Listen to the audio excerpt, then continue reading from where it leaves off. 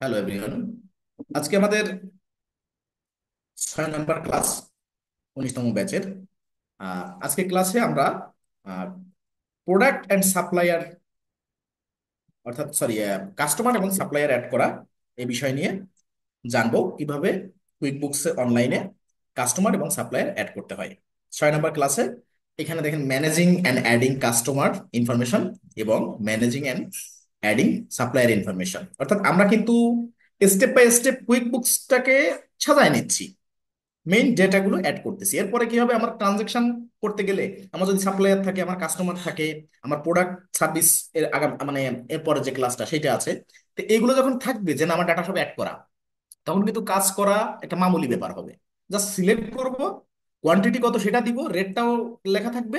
আমি জাস্ট কোনটার পাশে কত ট্যাক্স হবে, সেটা পার্সেসের ক্ষেত্রে হোক বা সেলসের ক্ষেত্রে হোক, আমি শুধু সেই ইনফরমেশন গুলো দিয়ে কিন্তু কাজ করে যাব। মানে আপনি একটা কোম্পানির ডাটাবেস সেট আপ করে নেবেন, মানে আপনার কাজ করতে কিন্তু জাস্ট সিলেক্ট করতে হবে, শুধু সিলেক্ট করে যাইতে হবে। তার মানে তখন খাটনি থাকবে না। ঠিক আছে। এখন আমাদের এখানে কাস্টমার এবং সাপ্লায়ার দুটো কিন্তু সেম প্রসেস। দেখেন এখানে যেমন ম্যানুয়ালি অ্যাডিং কাস্টমার্স আছে, এখানে ম্যানুয়ালি অ্যাডিং সাপ্লায়ার্স। এখানে ইম্পোর্ট কাস্টমার্স, এখানে ইম্পোর্ট সাপ্লায়ার্স। এরপরে এখানে এডিট কাস্টমার্স ইনফরমেশন, এখানে এডিট সাপ্লায়ার ইনফরমেশন। এখানে make active and inactive customers, make active and inactive suppliers. অর্থাৎ এখানে কার্যকরী স্টেপ কিন্তু সব সেম। কাস্টমারের ক্ষেত্রেও যেভাবে আপনার যা যা করতে হবে, সাপ্লায়ারের ক্ষেত্রেও তাই। তো আমি একটা ইন ডিটেইলে মানে সময় নিয়ে আলোচনা করব কি কি স্টেপ থাকে, কি কি মানে এসেনশিয়াল, যেটা ম্যান্ডেটরি থাকে যে এটা দিতেই হবে, না দিলে হবে না, এই সবগুলো বিষয় আমি একটা একটু ডিটেইলে বললে এরপর এটা কিন্তু রিপিট হবে। ঠিক আছে। তার মানে সহজে আপনার কাস্টমার দিয়ে একটা যখন আমরা করব, পরের গুলো আপনার কাছে আরো ইজি হয়ে যাবে এবং এক এক মনে হবে দিন শেষে আরো সহজ ব্যাপারটা। এখন আমরা এখানে প্রথমে যাব ম্যানুয়ালি অ্যাডিং কাস্টমার। কিভাবে যাব, কুইক বুকস বায়ার ভার্সন এটা, এখানে আমরা আসলাম। এসে কাস্টমার অ্যাড করতে হলে দেখেন সেলসের আওতায় কিন্তু কাস্টমার, আমরা সেলসের সাথে সম্পর্কিত যা যা, মানে আমরা সেলস করি কাদের কাছে, কাস্টমারের কাছে। দেখেন এখানে সেলস এর ভিতরে কাস্টমার আছে এবং সেলস সম্পর্কিত যা যা সব কিন্তু সেলস এর ভিতরে থাকবে। প্রোডাক্ট এন্ড সার্ভিস সেল করা হয়, এটাও কিন্তু সেলস এর ভিতরে। এবং সাপ্লায়ার যদি খুঁজি, এক্সপেন্সের ভিতরে যে সাপ্লায়ার পাবো। এখন সাপ্লায়ারও যা, ভেন্ডরও তাই। বিভিন্ন দেশে যখন এই যেমন ইউকে ভার্সনে আপনারা কাজ করতেছেন, কেউ জার্মান ভার্সনে বা আরো নতুন নতুন ভার্সনে যখন কাজ করবেন, তখন কিন্তু সাপ্লায়ারের জায়গায় ভেন্ডর লেখা থাকবে। তার মানে দুটো দুই রকম মনে করেন না, সাপ্লায়ারও যা ভেন্ডরও তাই। অর্থাৎ কাস্টমারের কাছে আমি প্রোডাক্ট সেল করি, আর বাল্ক আকারে আমি প্রোডাক্ট কিনে আনি। আমরা দেখা যাচ্ছে যে কোনো বিজনেসে নিজের উদাহরণ দিয়ে বুঝবো, তাহলে বুঝতে সহজ হবে। কিরকম, যে ধরেন ইউনিক ফার্মাসিউটিক্যাল এলএলসি, আপনি বুক কিপার তার। এখন আপনি যখন ওই প্রতিষ্ঠানের বুক কিপার, প্রতিষ্ঠানও আপনার প্রতিষ্ঠান, আপনি ওনার ব্যাপারটা ওরকম না ভেবে আপনি যদি এভাবে ধরেন যে আপনি এজ এ বুক কিপার, আপনার প্রতিষ্ঠানে কি করা হয়, বাল্ক আকারে পাইকারি ব্যবসায়ীদের কাছ থেকে বিভিন্ন প্রোডাক্ট লটে কেনা হয়। ধরেন আপনি কিনতেছেন কত, 5,000 পিস, 6,000 পিস, আর কাস্টমারদের কাছে বিক্রি করছেন 10 পিস, 20 পিস, 50 পিস, 100 পিস। তার মানে বাল্ক আকারে যাদের কাছে কিনে আনা হয় পাইকারি রেটে, তারা হচ্ছে আপনার সাপ্লায়ার বা ভেন্ডর। আর আপনি কিনে এনে যাদের কাছে বিক্রি করেন, কাস্টমার, তারা আপনার কাস্টমার। ওকে, এইটুকু হচ্ছে তফাৎ। এখন এখানে আমাদের দুটো পক্ষই থাকবে, সাপ্লায়ারও থাকবে একটা ব্যবসায়ী, কাস্টমারও থাকবে। এখন আবার যদি হয় যে আপনি শুধু প্রোডাক্ট ম্যানুফ্যাকচারিং করেন, সেক্ষেত্রে আপনি কোনো কিছু পার্সেস করেন না, বা আপনার প্রোডাক্ট পার্সেস করেন না, সেক্ষেত্রে আপনি কি পার্সেস করতে পারেন, আপনি কিন্তু র মেটেরিয়ালসও পার্সেস করতে পারেন। এই জন্য সাপ্লায়ার ভেন্ডর অবশ্যই আপনার কিন্তু কোনো না কোনো সময় লাগবেই। যে কোনো প্রতিষ্ঠানে যখন বুককিপিং করবেন, তখন কিন্তু এই অপশনটা আপনার কাজে আসবে। এখন আমরা সেলসে সেলসের আওতায় আসবো। যদি কাস্টমার অ্যাড করতে হয় বা কাস্টমার নিয়ে কাজ করতে হয়, এই সেলস মেনুতে এসে এই কাস্টমারে এসে ক্লিক করতে পারবো। আবার এই জিনিসটা দেখেন প্লাস নিউ আইকনে, এটা কাস্টমার সেগমেন্ট, এটা সাপ্লায়ার সেগমেন্ট, এটা টিম, এটা আদার। আপনি দেখেন কাস্টমারের আন্ডারে এখানে তো অনেক টুলস আছে, এখানে অ্যাড কাস্টমার আছে নিচে, একদম নিচে। আবার সাপ্লায়ার আন্ডারে অ্যাড সাপ্লায়ার, মানে এখান থেকে আপনি কিন্তু অ্যাড করতে পারবেন। আবার টিমের আওতায় এখান থেকে কিন্তু এমপ্লয়ি অ্যাড করা যাবে। আবার আদারের ভিতরে এখানে প্রোডাক্ট এন্ড সার্ভিস, যেটা এর পরবর্তী ক্লাসে আমাদের আছে। তার মানে এখান থেকে add customer, add supplier, add product service সবকিছু এখান থেকে অ্যাড করা যাবে। আবার এই সেম জিনিস সেলস এর এখান থেকে এসে কাস্টমারে ক্লিক করে এখান থেকে অ্যাড করা যাবে। এটা চলেন দুইখান থেকে যেখান থেকে আমরা ক্লিক করি একই কাজ। তো আমরা এইখান থেকে করি, সেলস এ এসে কাস্টমারে ক্লিক করি। এখন এই কাস্টমার প্যানেলটা আসবে, দেখেন সেলস এর কি কি আছে, ওভারভিউ আছে, অল সেলস আছে। আমরা যদি একটা ইনভয়েস করি বা এক্সপেন্স করি সব অল সেলস এর ভিতরে আসবে। ইনভয়েস, পার্টিকুলারলি ইনভয়েস যদি করি এখানে আসবে। এস্টিমেট যেগুলো সব এখানে রেকর্ড থাকবে। অল মানে সব, যা কিছু সবকিছু এখানে থাকবে। মানে এই ওভারভিউতে যা দেখতে পারবেন, বা invoice, estimate, customer, product and service অলের ভিতরেও থাকবে। আবার এখান থেকে ইন্ডিভিজুয়ালি দেখতে পারবেন। তা আমরা কাস্টমারে ক্লিক করব সেলসের ভিতরে এসে। সেলসের ভিতরে সাব মেনু আছে এই পাঁচটা ছয়টা, ওকে। তো আমরা কাস্টমার্সে আসছি। কাস্টমার্সে যখন আপনি আসবেন তখন আপনার ইন্টারফেসটা কেমন হবে, এখানে এই যে keep track of who needs to pay, কারা আপনাকে পে করবে। এটা যদি আপনি ট্র্যাক করতে চান বা ট্র্যাক রাখতে চান, তাহলে আপনার এখানে সেই অপশনটা আছে। দেখেন 4 মিনিট 7 সেকেন্ড একটা ভিডিও দেওয়া আছে, যে ইংলিশে আপনারা একটাও দেখতে পারেন। ঠিক আছে, আমরা তো শর্টে দেখবো না, আমরা তো ডিটেইলে স্টেপ বাই স্টেপ দেখবো। আর ওরা এখানে শর্ট একটা ওভারভিউ ইংলিশ কন্টেন্ট একটা দিয়ে আছে, ওকে। এখন এখানে কি কি আছে দেখেন, find your customers and their info in one place, মানে যত কাস্টমার আছে সবার ইনফরমেশন বা সেই কাস্টমারদের সেই ডাটা এক জায়গায় আপনি এখানে পাবেন এই কাস্টমার মেনুতে, তাই বলতেছে। See who your top customers আর, মানে আপনার সব থেকে বেশি কাদের সাথে ব্যবসা হয় তাদের নামগুলো এখানে আপনি মানে দেখতে পারবেন। এরপরে track invoices to see who owes you money, okay. আপনি ইনভয়েস দেখে বুঝতে পারবেন যে কার কাছে আপনি টাকা পাবেন। ঠিক আছে, এখন এইগুলো তো একটু জাস্ট ওভারভিউ দেওয়া আছে। এখন আমরা কি করবো, import customer, add customer. Import বলতে কি, কুইক বুকসে আজকে থেকে মনে রাখবেন যেখানে যেখানে ইম্পোর্ট কথাটা লেখা আছে সেখানে বুঝবেন বাল্ক আকারে এক্সেল ফাইল সহকারে, যেমন আমরা ওই যে চার্ট অফ অ্যাকাউন্ট অ্যাড করছিলাম এরকম বোঝাবে। তার মানে ইম্পোর্ট কথাটা মানেই বোঝাবে এক্সেল ফাইল বা সিএসভি ফাইল। এগুলো ফাইল আকারে আমি আমার ফাইল সাজায় নেবো, আমি এক্সেল ফাইল সাজায় আমি ওখানে একসাথে অনেকগুলো অ্যাড করতে পারবো। এটা হচ্ছে ইম্পোর্ট। ইম্পোর্ট কথাটা লেখা থাকলে সে ইম্পোর্ট কাস্টমার হোক, ইম্পোর্ট সাপ্লায়ার হোক, ইম্পোর্ট প্রোডাক্ট সার্ভিস হোক, ইম্পোর্ট ইনভয়েস হোক, সব ক্ষেত্রে কিন্তু ইম্পোর্ট কথাটা বুঝলে বুঝবেন যে অনেকগুলো, অর্থাৎ বাল্ক আকারে অ্যাড করার ব্যাপার। ঠিক আছে, তাহলে আমরা ইম্পোর্ট কাস্টমার করব, কিন্তু তার আগে আমরা একটু ম্যানুয়ালি একজন অ্যাড করব। অ্যাড কাস্টমার্স, অ্যাড কাস্টমার মানে ম্যানুয়ালি। তো আমরা আমাদের মার্কেট প্লেসে কি করতে হবে, বাল্ক আকারে কাজ করতে হবে। 2 4 5টা 10টা থাকলে আমরা ম্যানুয়ালি একটা একটা করে অ্যাড করব, কিন্তু যখন 500 300 200 100 এরকম থাকবে তখন আমরা কি করব, মিনিমাম 8টা 10টা থাকলেও কিন্তু আমরা ইম্পোর্ট করি এক্সেল ফাইলের মাধ্যমে। কিন্তু 2 4 5টা যদি থাকে তখন আমরা ম্যানুয়ালি অ্যাড করি। এখন ম্যানুয়ালি আপনার বুঝলে, আপনি যদি ধরেন যে আমার সবসময় তো আমি ইম্পোর্ট করবো, তাহলে ম্যানুয়ালি শিখবো কেন? ম্যানুয়ালিও তো দুই এক সময় আপনার কাজ করতে হবে, বা এডিট করতে গেলে ম্যানুয়ালি করতে হবে। ম্যানুয়ালি তো আর মানে বাল্ক আকারে আপনি একসাথে 10টাকেই এডিট করতে পারবেন না। সেক্ষেত্রে ম্যানুয়ালি আপনি কিভাবে অ্যাড করতে হয়, অ্যাড করতে পারলে আপনি এডিট করাও জানবেন। এক কাজে দুই কাজ। তো চলেন অ্যাড কাস্টমারে ক্লিক করব। ক্লিক করলে আমাদের সামনে এরকম একটা পপ আপ আসবে।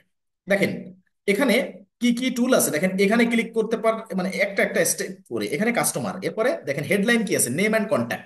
আমি যদি এইটাই ক্লিক করি, দেখেন এই আইকনটা এখানেও দেখতে পাচ্ছেন, এই আইকনটা যায় এখানে উপরে, এই আইকনটাও তাই, নেম অ্যান্ড কন্ট্যাক্ট। এখন এরপরে যদি লোকেশনে ক্লিক করি, দেখেন নিচে কিন্তু স্ক্রল করে আমি লোকেশন দেখতে পারবো, অর্থাৎ অ্যাড্রেস। এরপরে যদি আবার মানে স্ক্রল করি, নোট অ্যান্ড অ্যাটাচমেন্ট। এরপরে যদি আবার আসি পেমেন্ট, এরপরে আসে অ্যাডিশনাল ইনফরমেশন, এরপরে আছে কি কাস্টমার ফিল্ড, কাস্টম ফিল্ড। এখন এগুলো কিন্তু এখানে দেওয়া আছে, ধরেন আপনি স্ক্রল করে দেখবেন না, এখানে নেম, নেম অ্যান্ড কন্ট্যাক্ট এখানে আছে এই আইকনটা। এবার যদি এই আইকনে ক্লিক করি, লোকেশন আইকন যেটা, ক্লিক করলে দেখেন এই যে উপরে উঠে গেল, অ্যাড্রেস চলে আসলো। এর পরের আইকনে যদি ক্লিক করি, এই যে নোট অ্যান্ড অ্যাটাচমেন্ট চলে আসলো। এর পরের আইকনে যদি ক্লিক করি, পেমেন্টটা চলে আসবে। এরকম যতগুলো আইকন আছে আপনি শর্টে এখান থেকে, যে আমি স্ক্রল করবো না, আমি এখান থেকে ক্লিক করে করে কাজ করবো, তাহলে সেটা আপনার সামনে হাজির হবে, ওকে। দিন শেষে কিন্তু এগুলো উপরে একটু বড় করে দেওয়া আছে, আপনি এখানে ক্লিক করেও করতে পারবেন। এখন আপনার যা কথা হচ্ছে যে এখানে ইনফরমেশন অ্যাড করতে হবে। এখন দেখেন এটা রেড মার্ক হয়ে আছে আসার সাথে সাথে, কেন? বা আপনি আপনার দেখা যাচ্ছে আসার সাথে সাথে রেড মার্ক নাও হতে পারে, আপনি এখানে ক্লিক করলে বা একটু নাড়াচাড়া কোথাও দিলে এখানে রেড মার্ক হবে। তার মানে কি, দেখেন এতগুলো ফাংশনে শুধু একটা জায়গায় স্টার মার্ক করা, দেখেন এই যে উপরে দেখছেন স্টার মার্ক করা, এই যে স্টার দেওয়া, এবং ওখানে রেড মার্ক হয়ে আছে এই কলাম, এই এই এই ঘরটাতেই। কেন? আর নিচে বলছে ইন্টারের নেম। এখান থেকে আপনার বুঝতে হবে যে একটা কাস্টমার অ্যাড করতে হলে ন্যূনতম তার ডিসপ্লে নামে আমি কি দেখাতে চাচ্ছি সেইটা থাকা লাগবে। শুধু যদি একটাই থাকে তাহলে আমি সেই কাস্টমার অ্যাড করতে পারবো, আমার আর কোনো ইনফরমেশন না থাকলেও আমি পারবো। তাতে আপনার কি বুঝলেন যে এখানে অনেক ইনফরমেশন দেওয়ার জায়গা আছে। কিন্তু আমার যদি কোনো ইনফরমেশন না থাকে, শুধু কাস্টমারের নাম বা কাস্টমারের প্রতিষ্ঠানের নাম, আমি ডিসপ্লেতে কি নাম দিতে চাই, কাস্টমারের যে ব্যক্তি ওনার নাম দিতে চাই নাকি প্রতিষ্ঠানের নাম দিতে চাই। দেখেন এখানে কিন্তু কোম্পানি নেমও আছে, আবার title, first name, middle name, last name, suffix এগুলো আছে। তার মানে যদি কোনো ব্যক্তি হয় তাহলে এখানে আপনি নাম দিতে পারেন, এই যে title, first name, last name, middle name. কোনো ব্যক্তির সাথে যদি ব্যবসা হয়, আপনার কাস্টমার যদি হয় কোনো ব্যক্তি, তাহলে এখানে নামগুলো দিবেন। আর যদি আপনার এমন হয় যে কোনো কোম্পানি, তাহলে আপনি এখানে কোম্পানি দিবেন। কিন্তু দিন শেষে ব্যক্তি হোক আর কোম্পানি হোক, কোনো কোনো ক্ষেত্রে দেখা যাচ্ছে যে ব্যক্তির নামও আছে আবার কোম্পানির নামও আছে, দুটো আছে। সেক্ষেত্রে কি হবে? সেক্ষেত্রে আপনি ডিসপ্লেতে কোন নামটা রাখতে চান? কোম্পানিকে হাইলাইট করতে চান ডিসপ্লেতে কাস্টমারের মেইন নাম হিসেবে, নাকি মূলত কাস্টমারের যে ব্যক্তি, ওই কোম্পানির ওনার যে তার নামটা যদি কাস্টমার হিসেবে থাকে তাকে মানে এখানে দেখাতে চান কোনটা? দুটো থাকলে ডিসপ্লেতে যে নামটা দেখাতে চান সেটা আপনার ম্যানুয়ালি দিতে হবে। আর যদি একটা অ্যাড করেন যে না, কোনো ব্যক্তির নাম আমার লেখা আছে কাস্টমার হিসেবে, আর যদি না হয় যে না কোনো কোম্পানির নাম লেখা আছে, দুটো যে কোনো একটা থাকলে সেইটাই কিন্তু ডিসপ্লে নামে চলে আসবে। যেমন আমি এখানে যদি লিখি মিস্টার, মিস্টার ফার্স্ট নেম দিয়ে জন, দেখেন আমি মিস্টার জন লিখলাম ওখানে, এখানে কিন্তু কাস্টমার ডিসপ্লে নেমে এখানে চলে আসছে। আমি যদি এখানে লিখি যে কোনো একটা প্রতিষ্ঠান, FEALMART, দেখেন এখন কি আছে, এখানে নামও আছে ব্যক্তির, আবার কোম্পানি আছে ফিলমার্ট। এখন আগে যেহেতু এই নামটা পেস্ট করছিলাম তার কারণে কিন্তু এখানে ফিলমার্টটা অর্থাৎ প্রতিষ্ঠানের নাম কিন্তু এখানে যায়নি, কিন্তু এই মিস্টার জনের উপর ক্লিক করেন, দেখেন তিনটা যায় ইয়ে আছে। আপনি ফিলমার্ট অর্থাৎ প্রতিষ্ঠানের নাম, কোম্পানির নামটাও শো করাবেন, নাকি শুধু জন শো করাবেন, নাকি মিস্টার জন শো করাবেন, এটা কিন্তু আপনার অপশন আছে। আপনি ধরেন এখানে নাম দিলাম তার, এখানে কোম্পানি নেম দিলাম, আমি দিন শেষে চাচ্ছি তার কোম্পানি নেমটা থাকবে, তাহলে এখানে আমি দিয়ে দিতে পারতেছি নিচে থেকে। আবার যদি মনে হয় যে না শুধু জন দিব, তা দিতে পারতেছি। আবার যদি মিস্টার জন দিব, তাও দিতে পারতেছি। দিন শেষে আপনার ম্যান্ডেটরি ফিল্ড হচ্ছে এটা, যে কাস্টমার ডিসপ্লে নেম, এটা স্টার মার্ক করা আছে, এটা দিতেই হবে। আপনার ফার্স্ট নেম লাস্ট নেমের মাধ্যমে দেন, অর্থাৎ ব্যক্তি নাম দেন আর প্রতিষ্ঠানের নাম দেন, যেখানে একটা নাম আছে সেখানে একটা নিয়ে নিবে ডিসপ্লে নেমে। আপনি কোম্পানি নেমে টাইপ করবেন, নিয়ে নিবে এইখানে। আপনি ফার্স্ট নেম লাস্ট নেমে টাইপ করবেন অর্থাৎ ব্যক্তি নামে, সে অ্যাকাউন্ট থেকেও ডিসপ্লে নেমে নিয়ে নেবে। শুধু এতটুকু বোঝালাম যে কাস্টমার ডিসপ্লে নেমটা ম্যান্ডেটরি, আর কিছু দেন আর না দেন। এখন আমরা কি করতে পারি, ধরুন কোম্পানি নেম মুছে দিলাম, দিয়ে শুধু দেখি যে একটা নাম দিয়ে আর কোনো ইনফরমেশন লাগে কিনা। প্রথমটা একটু করে দেখি, যে একটা নাম দিয়ে অ্যাড করে দেখি যে হয় কিনা। তো দেখলেন তো স্টার মার্ক একটাই আছে, আর কোনো জায়গায় কিন্তু স্টার মার্ক নাই। কিন্তু অ্যাড করার আগে আমরা একটু দেখি কি কি অ্যাড করতে পারবো। একটা কাস্টমারে অ্যাড করার কি কি ফাংশন থাকে, হয়তো আমরা শুধু কাস্টমার নাম দিয়েও অ্যাড করতে পারবো, এটা সেভ হবে, কোনো প্রবলেম হবে না। কিন্তু আর কি কি দেওয়ার আছে, কোম্পানি নেম দেওয়ার আছে, এটা তো দেখলেন। কাস্টমার ডিসপ্লে নেমে কি দিবেন সেটাও দেখলেন। এরপরে ইমেইল দেওয়ার আছে, তারপর কি আছে, ফোন নাম্বার দেওয়ার আছে, এরপর আছে কি মোবাইল নাম্বার। দেখেন ফোন নাম্বার আলাদা, ঠিক আছে, অর্থাৎ ল্যান্ড ফোন, আর মোবাইল নাম্বার অর্থাৎ আমাদের যে টেলিফোন, সরি, স্মার্টফোন যেটাকে বলে, ঠিক আছে।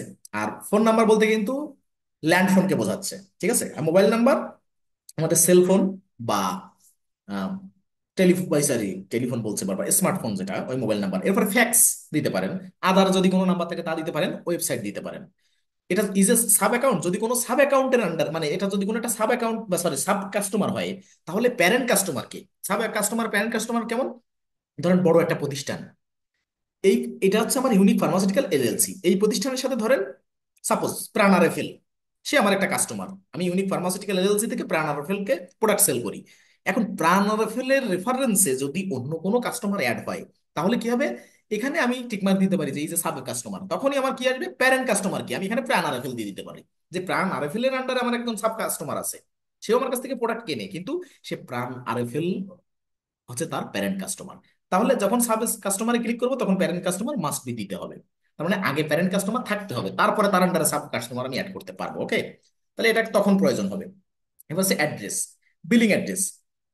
এমন অনেক প্রতিষ্ঠান আছে যে আপনার বিলিং অ্যাড্রেস শিপিং অ্যাড্রেস আলাদা, দেখা যাচ্ছে যে হেড অফিস কোথায়, গুলশান, কিন্তু শিপিং প্রোডাক্টটা শিপ হবে কোথায়, গাজীপুর। এখন গুলশানে আপনার শিপিং অ্যাড্রেস না বিলিং অ্যাড্রেস, এটা তো উল্লেখ করতে হবে। আপনার প্রোডাক্ট শিপিং অ্যাড্রেস হইতে পারে গাজীপুর, কিন্তু বিল কোথা থেকে নিবে, গাজীপুর থেকেই নিবে নাকি গুলশান থেকে নিবে, সেটা কিন্তু এখানে উল্লেখ করতে হবে। Street address, city, county. এখানে কাউন্টি, কাউন্টি বলতে কি বোঝাচ্ছে, প্রদেশ। যেহেতু ইউকের এসে আছি সেই জন্য ইউকের মতো করে দেখাচ্ছে। আপনার আসবে কি, বাংলাদেশে যেটা বিভাগ ওইটাই ইউএসএ তে বা সরি ইউকে তে কাউন্টি, আবার ওইটাই আবার ইউনাইটেড স্টেটসে স্টেট। ওকে, আমাদের যেটা বিভাগ। এরপর পোস্ট কোড কি, পোস্ট কোড হচ্ছে পোস্টাল কোড বা জিপ কোড, যে যে নামে চেনেন।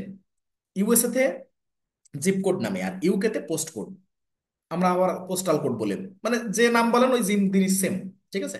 কান্ট্রি, এরপরে কান্ট্রি, আর কাউন্টি, রিজিয়ন, তারপরে স্টেট, এই যে অরিজিনস, এই যে বিষয়গুলো, এইগুলো কিন্তু সব সেম।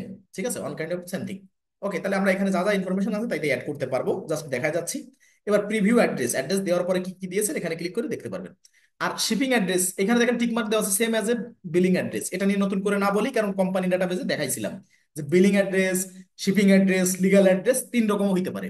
যদি কারোর এখানে দেখেন যে বিলিং অ্যাড্রেস একরকম, এরপরে আবার শিপিং অ্যাড্রেস আলাদা, যে বিল হবে গুলশানে আর শিপ হবে প্রোডাক্ট গাজীপুর, তাহলে এখানে শিপিং অ্যাড্রেসটাও আপনি উল্লেখ করে দিবেন। কারণ আপনাকে বিল হয়তো গুলশান থেকে নিবে, কিন্তু প্রোডাক্টটা যে মানে শিপমেন্টটা গাজীপুর পাঠাতে হবে, এটা কিন্তু সেই শিপিং অ্যাড্রেস আলাদা করে মানে না দিলে হবে না। দেখেন শিপিং অ্যাড্রেসে টিকমার্ক উঠাই দিই, নতুন করে আবার অ্যাড্রেস চলে আসছে। কিন্তু যে প্রতিষ্ঠান বা যে কাস্টমারের সাথে আপনার বিলিং শিপিং অ্যাড্রেস একটাই থাকবে, যার একটা প্রতিষ্ঠান এবং এক জায়গায় সবকিছু, এটাই বিলিং এটাই শিপিং, তাহলে কিন্তু এখানে টিকমার্ক দিলে এটা হারায় যাবে এবং এই একটাই আপনি দিবেন। আর যাদের দুইটা তিনটা পার্টিকুলার আলাদা আলাদা অ্যাড্রেস, সেক্ষেত্রে কিন্তু এখানে টিকমার্ক উঠালে আপনি অ্যাড করতে পারবেন, বিলিং শিপিং আলাদা করতে পারবেন। এবার আসি নোট অ্যান্ড অ্যাটাচমেন্ট। ধরে নিন কোনো একটা স্পেসিফিক নোট এখানে আপনি রাখবেন, যে এই কাস্টমারের সাথে যখন ব্যবসা শুরু হয়েছিল, ধরেন কোনো একটা রেকর্ড, কথা কথা কোনো একটা পিডিএফ ফাইল, যে একটা কন্ট্যাক্ট সাইন হয়েছিল, কোনো কিছু একটা, মানে যে কোনো কিছু আপনি এখানে রাখতে পারেন, বা তার কাছে বকেয়া ছিল, বা সে শুরুতে অ্যাডভান্স করছিল, এই ধরনের যত ইনফরমেশন আছে আপনি এখানে নোট অ্যান্ড অ্যাটাচমেন্টে রাখতে পারবেন। এখানে অ্যাটাচমেন্টে আপনি 20 MB সর্বোচ্চ কিছু অ্যাটাচ করে রাখতে পারবেন। ঠিক আছে। আর নোটে কিছু লিখতে পারবেন, লিখে রাখতে পারবেন টাইপ করে। এরপর আছে পেমেন্ট। পেমেন্টে আসেন, প্রাইমারি পেমেন্ট মেথডে ক্লিক করেন, দেখেন কি কি আছে। কুইক বুকস ডিফল্টে, এই যত দেশে মানে কুইক বুকস ব্যবহারকারী আছে, পৃথিবীর সব দেশে কম বেশি কুইক বুক ব্যবহারকারী আছে। এখন সেক্ষেত্রে আপনি বাংলাদেশ লোকেশনে থাকেন, ইউকে তে থাকেন, আর ইউএসএ তে থাকেন, যে দেশের অ্যাকাউন্ট আপনি করেন না কেন, সবার চারটা অপশন থাকবে। প্রাইমারি পেমেন্ট মেথডে ক্যাশ থাকবে, চেক থাকবে, ক্রেডিট কার্ড থাকবে, ডিরেক্ট ডেবিট। ডিরেক্ট ডেবিট হয়তো আপনারা জানেন যে সরাসরি ব্যাংক অ্যাকাউন্টের মানে টাকা দিয়ে দেওয়া। ঠিক আছে। কারো ব্যাংক অ্যাকাউন্টে যদি সরাসরি টাকা পে মানে দেওয়া হয়, মানে সেটা পে করা না, শুধু মানে আপনি কাউকে দিলে সেটাও ডিরেক্ট ডেবিট, কারো সরাসরি কারো ব্যাংক অ্যাকাউন্টে দিলে ডেবিট, আপনার অ্যাকাউন্টে কেউ যদি দেয় সেটাও ডিরেক্ট ডেবিট। ওকে, তাহলে এই চারটা কিন্তু ডিফল্টে থাকে। আমরা চাইলে আরো অ্যাড করতে পারবো, যেমন বাংলাদেশে বিকাশে পেমেন্ট করা যায়, নগদে পেমেন্ট করা যায়, বা এরকম, এগুলো কিন্তু আমরা অ্যাড করতে পারবো, কিন্তু ডিফল্টে চারটা ক্যাটাগরি রাখে। তাই এই নিয়ে আমাদের আলাদা ক্লাস আছে, আমরা জানবো। তাহলে এখানে প্রাইম মানে পেমেন্ট মেথড কোনটা আমি দিতে চাচ্ছি, যদি কিছু না দিই তাও সম্ভব, আবার চারটা যে কোনো একটা দেওয়া সম্ভব, আবার নতুন একটা অ্যাড করেও দেওয়া সম্ভব। ওকে। টার্ম, এই যে টার্ম যেগুলো মনে আছে, যেখানে ওই যে কোম্পানি ডাটাবেস সেট আপ করে আসছিলাম, যে নেট 15, নেট 20, নেট 30, আমরা ম্যাক্সিমাম ক্ষেত্রে কাস্টমারদের সাথে ইনভয়েসের ক্ষেত্রে নেট 30 দিয়েছিলাম, কিন্তু এক একজন কাস্টমার অ্যাড করার ক্ষেত্রে যে না, ওনার জন্য নেট 15, ঠিক আছে, যে ওনার জন্য নেট 15% সবসময়, বা ওনার জন্য নেট 45%, তাহলে আপনি মানে কাস্টমারের ডাটাবেস যদি এটা সেট করে যান, আপনার মনে রাখা লাগবে না, ওইখানে কিন্তু ওনার সাথে ইনভয়েস হইলেই ওখানে নেট 45 লেখা থাকবে। ডিফল্টে সবার থাকবে নেট 30, ওনার যদি এখানে নেট 45 দিয়ে দেন, তাহলে ওনার ক্ষেত্রে এটা শো করবে সবসময়, আপনাকে রিমাইন্ড করে দিবে। ওকে। এরপর আছে কি, ও এখানে সেলস ফর্ম ডেলিভারি অপশন, ওই যে যেটা দিছিলেন প্রিন্ট লেটার, সেন্ড লেটার।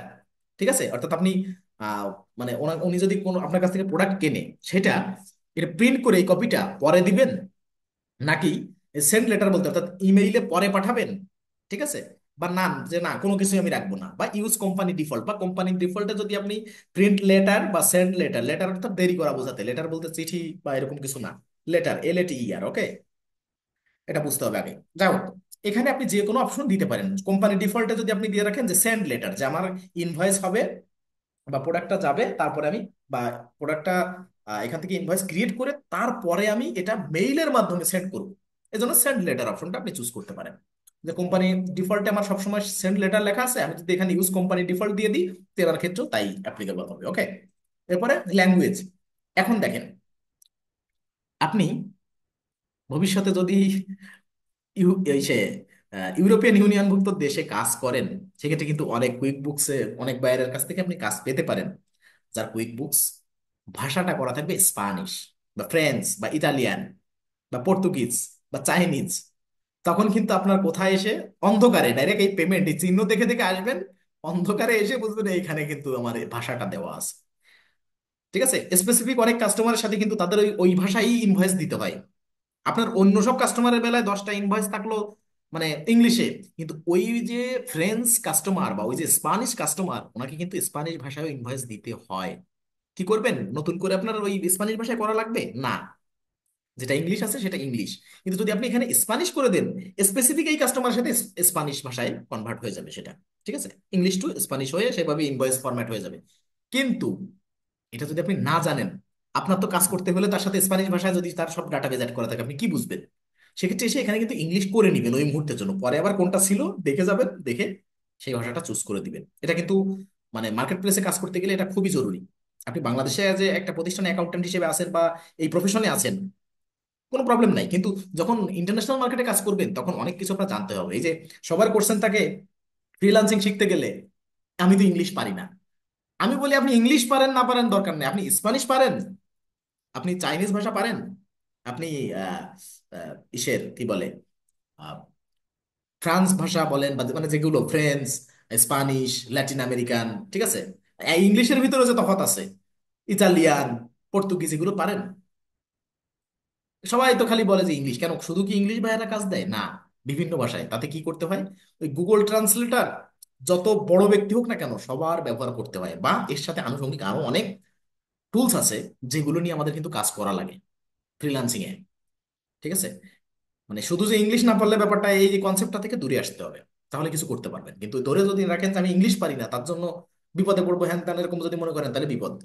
ঠিক আছে, যাই হোক, তাহলে এই ভাষাটা কিভাবে চেঞ্জ করে এটা জরুরি, এটা কিন্তু অবশ্যই একটু মানে রিমাইন্ড করে রাখবেন। এরপরে কি, ট্যাক্সেস, ওই যে যে কাস্টমার তার ভ্যাট রেজিস্ট্রেশন নাম্বার, এগুলো কিন্তু ম্যান্ডেটরি কোনোটা না, ম্যান্ডেটরি শুধুমাত্র কাস্টমার নেমটা। এগুলো যদি আপনাকে আপনার বায়ার প্রোভাইড করে যে আমাকে এরকম 10টা কাস্টমার অ্যাড করে দেন, এই ইনফরমেশন গুলো আপনি সেখানে রাখেন। ইউটিআর নাম্বার, অর্থাৎ আমাদের যেটা বিন নাম্বার, ওটা হচ্ছে ইউকে তে ইউটিআর নাম্বার। ঠিক বাংলাদেশ লোকেশন থেকে যে অ্যাকাউন্টেন্ট ভার্সনটা আপনারা ক্রিয়েট করছেন, যদি অ্যাকাউন্ট ক্রিয়েট করে থাকেন অ্যাকাউন্টেন্ট ভার্সন, আপনারা একটু দেখেন কোম্পানি সেট আপ করার ক্ষেত্রে দেখবেন বিন নাম্বার শো করে, বিন নাম্বার, আর এটা হচ্ছে ইউটিআর নাম্বার, এটা হচ্ছে ইউকে। এর কারণে লুক আপ ভ্যাট, এই ভ্যাট নিয়ে আমরা যখন কাজ করব তখন আরো একটু ক্লিয়ারলি জানবো। লুকআপ ভ্যাট আলাদা একটা ক্যাটাগরির, এটা আমরা কাস্টমার অ্যাড করতেছি, আমাদের এগুলো নিয়ে আরো এক্সট্রা কাজ আছে ক্লাস বাই ক্লাস, ওকে। যেটা যখন জানার দরকার অবশ্যই সেটা জানবেন, সমস্যা না। অ্যাসাইন ডিফল্ট ট্যাক্স কোড, আপনার যদি মনে হয় যে এই লোকের সাথে যা আমি প্রোডাক্ট বেচা কেনা করি সব ক্ষেত্রে 20% ট্যাক্স অ্যাপ্লিকেবল, এখন সেক্ষেত্রে যদি এরকম হয়ে থাকে, এগুলো বিশেষ করে হয় কি সুপার শপ বা বিভিন্ন শপিং মলে এরকম হয়ে থাকে, জানা স্পেসিফিক কোনো প্রোডাক্ট ওনার সাথে বিক্রি হয়, ওটার পরে 20% ভ্যাট আছে, যে 5টা ক্যাটাগরির প্রোডাক্ট নেয় বা একটা ক্যাটাগরির প্রোডাক্ট উনি নেয়, ওটার পরে 20%, তাহলে কিন্তু আপনি ওই স্পেসিফিক 20% ভ্যাট তাকে দিতে পারেন। কিন্তু যদি উনি 5 প্রকারের 5 রকম প্রোডাক্ট কেনে, সব প্রোডাক্ট কি আপনাকে সেম ভ্যাট থাকে? না, কোনোটা 15% থাকে, কোনোটা 20% থাকে। সেক্ষেত্রে আপনি যদি এখানে মানে ডিফল্টে একটা সেম একটা মানে মানে ইসের ভ্যাট কোড যেটা, ঠিক আছে, ট্যাক্স কোড মানে ট্যাক্স রেটটা কি নামে আছে বা কত পার্সেন্ট, এটা সেইটাকেই ট্যাক্স কোড বলা হয় সংক্ষেপে, মানে ট্যাক্স রেটও আপনি ধরে নিতে পারেন। তো সেটা যদি এখানে স্পেসিফিক ভাবে তাকে ডিফল্টে সেট করে দেওয়া হয়, তাহলে কিন্তু ভুল হবে আপনার প্রতিনিয়ত। আর যদি এমন হয় যে না উনি শুধু একটা দুইটা প্রোডাক্ট কেনে যার ট্যাক্স আমার প্রতিষ্ঠানে সেম পার্সেন্ট, তাহলে কিন্তু সেম থাকবে, তাহলে আপনি ডিফল্টে দিতে পারেন, ওকে। এবার সে ওপেনিং ব্যালেন্স, উনি ব্যবসা শুরু থেকে করার সময় আপনার সাথে ধরেন 2000 টাকা আপনাকে অ্যাডভান্স দিয়েছিল, সেটা আপনি অ্যাড করে রাখলেন, কত তারিখে দিয়েছিল সেটা আপনি অ্যাড করে রাখলেন।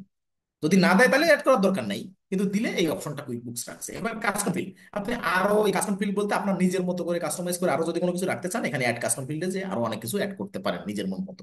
তো এত কিছু আমাদের লাগে না। এখন এইখানে ইনফরমেশনে আপনার যদি মনে প্রশ্ন জাগে যে ভাই এই ইনফরমেশন গুলোতে আমাকে কি বায়ার সব দিবে? না, সব বায়ার তো সব দিবে না।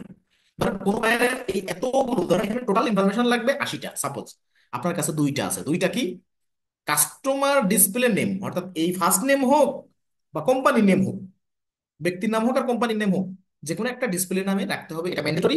আর ধরেন আপনাকে শুধু ইমেইলটা দিল, আর কিছু দিল না, তাহলে কি আমি অ্যাড করতে পারবো না? পারবেন। এই যে ধরেন 80টা বা 100টা ধরেন ইনফরমেশন লাগবে, এখানে যদি আপনাকে কেউ দুইটা দেয় দুইটা, একটা দিলে ওই কাস্টমার নেম একটা, যদি 5টা ইনফরমেশন দেয় 5টা, যদি 20টা দেয় 20টা। জায়গা তো দেখলেন, আপনি জাস্ট কপি পেস্ট করে এখানে বসায় যাবেন। হয় আপনাকে পিডিএফ এ দিবে, না হলে এক্সেল দেবে বা সিএসভি ফাইলে দেবে, ওখান থেকে কপি পেস্ট করে এখানে বসায় যাবেন, এখানে ছাড়া কোনো কাজ নাই। এইটা এমনই একটা সেক্টর যে অ্যাকাউন্টিং বা বুককিপিং, এখানে আপনার ক্রিয়েটিভিটির কিন্তু কোনো সুযোগ নাই। অন্যান্য ক্ষেত্রে ডিজিটাল মার্কেটিং, গ্রাফিক ডিজাইন অনেক ক্রিয়েটিভিটি দেখাতে পারবেন, কিন্তু এখানে বায়ার যা দিবে তার উপরে মাতবরি করে যে না 6কে 9 বানাবো, 9কে 6 বানাবো, এটা করার সুযোগ নাই। ইনফরমেশন যা দিবে তাই, ঠিক আছে। যাই হোক, সব দেখলাম, তাহলে আমরা এখন মিস্টার জন, এনাকে আমরা অ্যাড করতে যাচ্ছি। মিস্টার জন এখানে নিউ কাস্টমার সেভ, যে আমাদের এইটুকু ইনফরমেশন আছে আমরা এটা দিয়ে অ্যাড করতেছি। দেখেন এবার কিন্তু নতুন প্যানেল চলে আসবে। তার মানে আপনাকে শুধু একটা নাম দিয়ে অ্যাড করে দেখালাম যে না, শুধু একটা নামেও অ্যাড হয়। এই যে মিস্টার জন, দেখেন কেমন একটা পপ আপ আসছে, এরকম আসছে। এখন এখান থেকে কিন্তু ওনার সাথে আমি ইনভয়েস করতে পারি। কাস্টমার অ্যাড করে নিলাম, এখান থেকে ওনাকে ধরে ইনভয়েস করা যাবে। এখন এটাতে একটা অ্যাড করলে এরকম আসে। এবার দেখেন এই যে কাস্টমার নামে, এই যে সাইডে এই যে কাস্টমার নামে একটা অপশন আছে, এখানে ক্লিক করেন। ক্লিক করলে এবার অরিজিনাল যে প্যানেল, কাস্টমার প্যানেল, এখানে নিয়ে যাবে। এই মিস্টার জন, এখান থেকেও ক্রিয়েট ইনভয়েস করতে পারবো। এখন দেখেন এখানে মিস্টার জন, এখানে company name, phone number, open balance, বহুত কিছু দেওয়া আছে। আমরা কি আর কিছু নাই বিধায় এখানে কিছু শো করছে না, কিন্তু উপরে পপ আপটা দেখেন। কাস্টমার সেগমেন্টে আপনার এস্টিমেট কত টাকার আছে, ঠিক আছে, এখানে জিরো এস্টিমেট দেখাচ্ছে। আমরা যখন বিভিন্ন ট্রানজাকশন দিয়ে অ্যাপ্লাই করবো তখন দেখবেন না, আরো সুন্দরভাবে বুঝতে পারবেন। এখানে সব ফিগার গুলো এখন জিরো দেখাচ্ছে, কিন্তু দেখেন এটা হচ্ছে কি, কাস্টমার সেগমেন্টে শর্ট ওভারভিউ। যে আপনার ধরেন 20টা কাস্টমার অ্যাড করা আছে, সেখানে এস্টিমেটে কত টাকা আছে ফিগারটা, আনবিল্ড ইনকাম কত আছে, ওভারডিউ ইনভয়েস কত আছে, ওপেন ইনভয়েস এন্ড ক্রেডিট কত আছে, তারপরে রিসেন্টলি পেইড কত আছে, মানে এই টাকার ফিগার গুলো সব এখানে চলে আসবে। ঠিক আছে, আপনি কাস্টমার সেন্টারে এসে যেন আপনার ব্যবসা প্রতিষ্ঠানের শর্ট একটা ওভারভিউ দেখতে পারেন, এই জায়গাটা হচ্ছে এটা। ঠিক আছে, এবার আসি এখানে এই নিউ কাস্টমার। এখন যদি নতুন করে কাস্টমার অ্যাড করেন, এখন কিন্তু আর ওই আগের প্যানেল থেকে না, এই প্যানেল যখন পেয়ে গেছেন তখন এই নিউ কাস্টমার অ্যাড করলে দেখেন সেই সেম জিনিস চলে আসবে। সেম, যেটা আমরা কেবল দেখলাম। এখন কিন্তু ভিতরে যাওয়া লাগবে না। ঠিক আছে, এই কাস্টমারে যখন এখানে সেলসে এসে কাস্টমারে ক্লিক করবেন, কাস্টমার ক্লিক করলেই আপনাকে এখন যেখানে আছে এখানে নিয়ে আসবে এরপরের থেকে প্রতিনিয়ত। তখন আপনি নিউ কাস্টমার এসে অ্যাড করতে পারবেন। এবার যদি আমরা বাল্ক আকারে অ্যাড করতে যাই কি করব, এই যে ড্রপ ডাউনে ক্লিক করব, ইম্পোর্ট কাস্টমার। ওকে, এখন দেখেন এখানে অনেক তথ্য আছে, আরো অনেক কিছু শো করানো যায়। আমরা জাস্ট একটা কাস্টমার অ্যাড করে দেখলাম কিভাবে একটা কাস্টমার অ্যাড করে, যে শুধু একটা নাম দিয়ে। এখন আমরা এখান থেকে নিউ কাস্টমারে যে আমার কাছে ধরেন 10টা তথ্য থাকলে সে 10টা কাস্টমার, মানে সরি, একটা কাস্টমার সম্পর্কে 10টা তথ্য থাকলে সেই 10টা তথ্য ইনপুট করে আমি অ্যাড করতে পারি। আমাকে যদি বায়ার 5টা তথ্য দেয় একটা কাস্টমারের, সেই 5টা তথ্য একটা কাস্টমারের এখানে যে যে তথ্যটা যেখানে যেখানে দিয়েছে, দেখেন সব জায়গায় কিন্তু স্পেস আছে লেখা, লেখার মতো। এমন কোনো তথ্য আপনার কাস্টমার মানে আপনার বায়ার আপনাকে দিবে না যেটা এখানে নাই। ঠিক আছে, আপনার কি দিবে, তার অ্যাড্রেসই তো দিবে, তার সিটি বা তার কাউন্টি, পোস্ট কোড, কান্ট্রি বা বিলিং অ্যাড্রেস, শিপিং অ্যাড্রেস, এগুলোই তো দিবে। বা তার সাথে কত দিনের টার্ম, বা তার পেমেন্ট মেথড কোনটা, তার ওয়েবসাইট কোনটা, তার মেইল কোনটা, ফোন নাম্বার কোনটা, এগুলোই তো দিবে। এর বাইরে তো কিছু দিবে না, কোম্পানি নেম কোনটা। এখন এর ভিতরে যদি আপনাকে দুইটা দেয়, দুইটা অ্যাড করবেন, 10টা দিলে 10টা অ্যাড করবেন, শেষ। ঠিক আছে, যাক, তাহলে নিউ কাস্টমার কিভাবে অ্যাড করে আমরা এটা করছি। এখন আমরা ইম্পোর্ট করব। এইখানে ইম্পোর্ট করতে গেলে কোথায় আসতে হবে, এই যে আমি দেখেন আবার নতুন করে সেলসে ক্লিক করলাম। সেলসে ক্লিক করলে, সেলসে ক্লিক করে এখন আমরা যদি কাস্টমারে ক্লিক করি, এখানে সেলসে এসে এখানে তো কাস্টমার চলে আসছি, ধরেন আমি এখানে ওভারভিউতে আসছি, সেলসে ক্লিক করে ওভারভিউতে আসলাম। ঠিক আছে, বা এখানে এই যে ওভারভিউ, এখানে শর্টে দেখতে পারবো অনেক কিছুই, মানে একটা সেলস ওভারভিউ অল ওভার সেলসের সেগমেন্টে যা যা কি আছে এখানে সব দেখতে পারবো। এখন যদি আমি সেলসে এসে ওভারভিউতে না এসে আমি যদি ডিরেক্ট কাস্টমারসে ক্লিক করি, তাহলে দেখেন আগে যে ইন্টারফেস ছিল এখন কিন্তু চেঞ্জ হয়ে গেছে। কেন চেঞ্জ হয়ে গেছে, একজন কাস্টমার অ্যাড করার কারণে। এখন এখান থেকে নিউ কাস্টমার দেখলাম, এবার ড্রপ ডাউনে ক্লিক করে আমি যদি ইম্পোর্ট কাস্টমারসে যাই, দেখেন তো কি দেখা এখানে। এখানে কিন্তু নতুন প্যানেল চলে আসছে। নতুন প্যানেল কিরকম, যে আপনার কিভাবে ইম্পোর্ট করবেন তার প্রসিডিউর গুলো এখানে সব ব্যাখ্যা করা আছে। আমার কথা হচ্ছে কুইক বুকসে সবকিছু একটু পড়ে পড়ে করবেন, যখন একা কিছু চেষ্টা করবেন একটু পড়বেন, দেখবেন শর্ট একটা ধারণা পাবেন কি কি আছে এখানে। বলছে ফার্স্ট টাইম ইম্পোর্টিং কাস্টমার, আপনি কি ফার্স্ট টাইম ইম্পোর্ট করতেছেন। উপরে দেখেন 3টা অপশন, ঠিক যেমন চার্ট অফ অ্যাকাউন্ট অ্যাড করছিলাম, এখানে 3টা option, upload, map data, import, এই 3টা অপশন। আপনি প্রথমে আপলোড করবেন আপনার ফাইলটা, এরপরে ম্যাপ ডাটা, মানে ম্যাপ বলতে ম্যাচিং হবে, ঠিক আছে, সেটা ম্যাপ ডাটা হিসেবে, এরপরে লাস্টে ফাইনালি ইম্পোর্ট। ঠিক আছে, এখন যেহেতু ফার্স্ট যদি ইম্পোর্ট করতে চান এই গাইডলাইন এগুলো পড়ো, মানে পড়বেন। All your all your customer information must be in one file, মানে আপনার কাস্টমার সম্পর্কে যত ইনফরমেশন আছে, আপনি যদি একটা সিএসভি ফাইল বা এক্সেল ফাইলে, যে দেখেন এখানে এক্সেল আর সিএসভি, আপনি যে ফাইলেই দেন না কেন আপনার কি হতে হবে, একটা ফাইল হতে হবে। ঠিক আছে, যে এক্সেলে আপনার ওই যে শীট 1, শীট 2, শীট 3 এরকম আছে, তাহলে কিন্তু হবে না। ওই শীট 1 এর ভিতরে যে আপনি যা অ্যাড করছেন সব শীট 1 এর ভিতরে দেন। ঠিক আছে, যে আপনি শীট 1 কিছু দিবেন, 2তে কিছু দিবেন, 3তে কিছু দিবেন, তারপরে ওই শীটটা মানে আপলোড করবেন, এরকম না, এক ফাইলে থাকতে হবে। এরপরে দ্য টপ র of your file must contain A header title for S column of information. আপনি যে ইনফরমেশন গুলো অ্যাড করবেন প্রত্যেকটা তো কলাম ওয়াইজ আছে, তাই না। কলাম ওয়াইজ থাকলে প্রত্যেকটা কলামের হেডলাইন থাকতে হবে, যে এটা কোন কলাম, এটা কি নেমের কলাম, নাকি এটা মোবাইল নাম্বারের কলাম, নাকি এটা স্ট্রিট অ্যাড্রেসের কলাম নাকি কান্ট্রির কলাম, মানে আপনার যেমন কলাম, মানে প্রত্যেকটা কলামের একটা হেডলাইন থাকে, যে এটা কি, ঠিক আছে, সেইটার হেডলাইনটা মাস্ট এখানে মানে টাইটেলটা থাকতে হবে, ঠিক আছে, প্রত্যেকটা প্রথম রতে, ঠিক আছে, টপ র, এখানে টপ র বলা আছে। ওকে, এরপরে customer name is only required field, তার মানে কি আপনি অন্য কিছু না দেন, শুধু কাস্টমারের নেম দেন, তাইলে অ্যাড হয়ে যাবে। তাহলে আমরা একটু দেখে নিলাম। এরপরে কি বলছে, select a CSV or excel file to upload. এখন আমরা একটা ফাইল আমরা আপলোড করতে পারি। আবার এখানে দেখেন সিলেক্টে গুগল শিট, গুগল শিট কি হলে কানেক্ট হয়ে যাবে, লাইভ কানেক্ট। এটা কি করতে হবে দেখেন, connect Google sheet web based spreadsheet program. এখানে কিন্তু আর কিছু দেওয়া লাগবে না, আপনি জাস্ট কানেক্টে ক্লিক করেন। এখানে আবার যতগুলো মেইল আছে, আমি একটা মেইলে ক্লিক করব, মেইলে ক্লিক করলে ওই মেইলে, ধরেন আমি এখানে এই মেইলটা ক্লিক করব, আমি এখানে ইসে প্রাইভেসি পারপাসে কোনো মেইল দিচ্ছি না, আমি এখানে একটা মেইলে যদি ক্লিক করি, এই মেইলের এখানে আমার এখানে যদি করি, এখানে যতগুলো আমার মানে জিমেইল আছে সব, সরি, এই জিমেইল থেকে যতগুলো শিট আছে, আমি যদি এখানে কন্টিনিউ দিই, এরপরে সব শিটগুলো ওপেন হবে। শিটগুলো গুগল শিট যেগুলো আছে আমার, এখান থেকে কোন শিটটা আমি এর সাথে কানেক্ট করতে চাচ্ছি, সেই শিটের কলাম বা সেই শিটটা এখানে যদি আমি ইনপুট দিয়ে দিই এবং লাইভ কানেক্ট করে দিই, তাহলে কিন্তু এটা সুন্দর মতো করে এখানে কানেক্ট হয়ে যাবে। তার মানে আমি এখন গুগল শিটে যত ডাটা দিব, তত ডাটা কিন্তু এখানেও শো করবে কুইকবুকস এর ভিতরে। এখন গুগল শিটে আপনাকে ম্যাক্সিমাম কোনো ক্লায়েন্ট কাজ দিবে না সচরাচর, সবাই এক্সেল বা সিএসভি ফাইলে দিবে। ওকে, আর আপনার ইম্পোর্টটাই করতে হবে। এটা এতদিন ছিল না, রিসেন্টলি আসছে, এই জন্য এই প্রথাটা কুইকবুকস এর নাই সচরাচর। আর এটা কাজও খুব কম পাবেন। জাস্ট জেনে থাকলেন যে এখানে ক্লিক করে এরপরে গুগল শিট যা ওপেন হবে ওই জিমেইলে, সেক্ষেত্রে আমি দিতে পারবো। এখন বাইরের গুগল শিটের মানে সরি বাইরের গুগলের অ্যাক্সেস তো আপনাকে দিবে না, অর্থাৎ জিমেইলের। যদি সে নিজে করে তাহলে আপনার হয়তো তাকে লাইভে দেখাই দিতে হবে যে আমি যেখানে যে পর্যন্ত গেছি, তারপরে কন্টিনিউতে ক্লিক করলে তারপরে ওখানে আপনার গুগল শিট কয়টা আছে সিলেক্ট করে, মানে ওখানে 10টা শিট থাকতে পারে, এখান থেকে যেটা সিলেক্ট করবেন সেটা দিলে এখানে কানেক্ট হয়ে যাবে।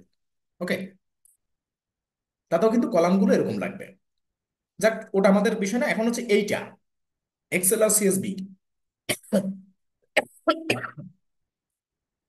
এটা কিভাবে আমরা অ্যাড করবো।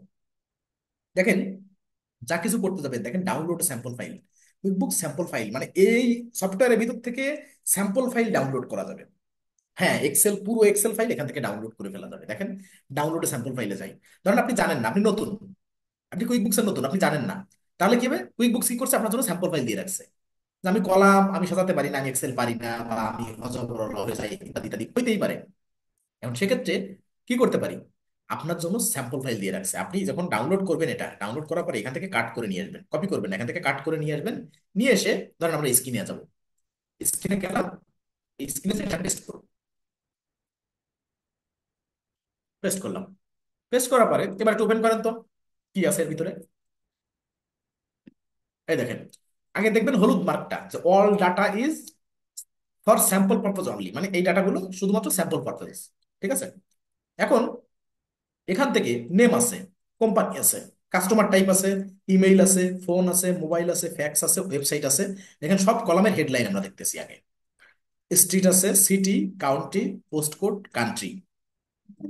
এরপরে কি আছে, opening balance, date, VAT, registration number. দেখেন এখানে কিছু নাই, তারপরও কি আপনার অ্যাড হবে, ঠিক আছে। ধরেন ব্যাট রেজিস্ট্রেশন নাম্বার যদি আপনি কিছু না দেন, স্ট্রিট অ্যাড্রেসে কিছু না দেন, সিটিতে কিছু না দেন, ওয়েবসাইটে কিছু না দেন, তাও কিন্তু অ্যাড হবে, জাস্ট কলামটা থাকতে হবে। এই 1 নাম্বার রোতে যা যা আছে তাই কিন্তু মনের ভুলেও নাড়াবেন না। আপনি দেখেন, ধরেন আমার এখানে আমি একটা স্যাম্পল ফাইল ডাউনলোড করছি, আমার কাজ হবে কি, যেহেতু স্যাম্পল পারপাস অনলি, এটা তার মানে এটা তো আমি ইম্পোর্ট করবো না, আমি কি করবো, 1 নাম্বার ফাইলে টোটালে কোথাও টাচ করবো না, টাচ না করে 2 থেকে টান দিয়ে এই হলুদ পর্যন্ত আছে বা এর থেকে আরো 2 4টা বেশি ধরে আমি ডিলিট করে দেবো। ডিলিট করলে কি হচ্ছে, আমার একটা ফ্রেশ ফাইল, এটা কন্ট্রোল এস দিলাম, দিয়ে আমি এখানে সেভ করলাম। এখন কি হচ্ছে, এই ফাইলটাই তো আমার একটা স্যাম্পল ফাইল হয়ে গেছে, তাই না। মানে আমি আমার বায়ার আমাকে যে ফাইলে ডাটা দিক, আমি যদি ওই ফাইল থেকে সেই সেগমেন্টগুলো আলাদা কপি করে নিয়ে আসি, নিয়ে এসে এখানে যদি পেস্ট করে দিই, আমার কি আর কোনো কাজ থাকে, থাকে না। এবার চলেন, আমাকে যে বায়ার যে ফাইলটা দিয়েছে সেইটা আমরা এখানে আনবো। ধরেন আপনাকে বায়ার যখন ফাইল দিবে, সে আগোছালো দিতে পারে, আমি বলতেছি, আমি তো আপনাদের প্র্যাকটিস পারপাজে একটু সাজায় রাখছি ফার্স্টে, কিন্তু আমি বলে দিব কেমন দিবে। দেখেন, এখানে ধরেন নেম দেওয়া আছে, এটা বায়ার দিয়েছে ফাইল, যদি এমন হয়, তাহলে এখানে নাম আছে, আপনাকে নামটা হয়তো 3 নাম্বারে দিল। এরপরে 1 নাম্বারে যে এখানে নেম আছে আপনাকে দিল ধরেন ওয়েবসাইট ফার্স্টে, তার ফরম্যাট ভিন্ন হতে পারে। আবার যেখানে 2 নাম্বারে কোম্পানি আছে সেখানে দিল স্ট্রিট অ্যাড্রেস, দিতেই পারে। আবার 3 নাম্বারে যেখানে কাস্টমার টাইপ আছে সেখানে দিল ফোন নাম্বার। আবার যেখানে আছে ইমেইল সেখানে দিল, এই সরি, কাউন্টি। আবার যেখানে আছে ফোন নাম্বার সেখানে দিল পোস্ট কোড। মানে এরকম কলাম যেন যাতে 19-20 থাকে, তথ্য 19-20 থাকবে না। কারণ প্রত্যেকটা দেশে কাস্টমারের কি ইনফরমেশন থাকতে পারে, দেশ ওয়াইজ তো কাস্টমার ইনফরমেশন ভিন্ন হতে পারে না। মানে কিরকম, যে কিছু কিছু মানে কাস্টমারের ইনফরমেশন কি কন্ট্যাক্ট ডিটেইলস, তো এখানে হয়তো প্যাটার্ন চেঞ্জ হতে পারে, কিন্তু তথ্যের তো ভিন্নতা থাকতে পারে না। যে ফোন নাম্বার লাগবে বা ইমেইল লাগবে, মোবাইল নাম্বার মানে নাম্বার লাগবে, ফ্যাক্স লাগবে বা ওয়েবসাইট লাগবে, স্ট্রিট অ্যাড্রেস, সিটি, কাউন্টি, এগুলো তো থাকবে। মানে এগুলো চেঞ্জ থাকতে পারে, এক দেশের সাথে আরেক দেশের চেঞ্জ থাকতে পারে, কিন্তু আদৌ তো সেই কন্ট্যাক্ট ডিটেলস গুলোই লাগবে, তাই না? এখন এখানে যদি কলামটা 19-20 করে দেয়, যে এ কলামের জায়গা সি কলাম, সি কলামের জায়গা এইচ কলাম, এইচ কলামের জায়গা কে কলাম, আপনার কি করতে হবে? আপনি মনে করলেন ধরেন এটা বায়ার ফাইল, সাপোজ আমি কিন্তু এর উদাহরণস্বরূপ বোঝাচ্ছি, এটা ফাইল দিয়ে ধরেন এটা বায়ারের ফাইল, যে সে আমাকে আপনাকে সাজায় দিন ওরকম করে দিয়েছে, তখন আপনি কি করবেন? আপনি আপনার যে স্যাম্পল ফাইলটা রেডি করছেন যেখানে ডাটা নিবেন সেটা দেখবেন। সেটা দেখে এটা তো আপনি বুঝবেন যে না, কুইক বুকসে যেভাবে কলামগুলো সাজানো আছে আমার এইভাবেই দিতে হবে। কেননা তারা তো আমাকে সঠিকটা দিয়েছে যে ফার্স্টে নেমের কলাম, তার মানে এখানে নিচে নেম দিতে হবে। এরপরে কোম্পানির কলাম, কোম্পানি কলামে কোম্পানি নেম দিতে হবে, তারপরে কাস্টমার টাইপ। তাহলে আমার কি করতে হবে এখন? আমি এই কলামে কোথাও আমি নাড়াচাড়া করব না, এখানে কোনো জায়গায় ফুল স্টপ, কমা বা যে কোনো কিছু যাতে যেন পড়ে না যায়, আমি যেন এই 1 নাম্বার কলাম কখনো এডিট করতে বা একটু কাস্টমাইজ করতে না যাই। 1 নাম্বার বাদে আমি ভিতরে যা কিছু করি, কিন্তু 1 নাম্বার যেন আমি কিছু না করি।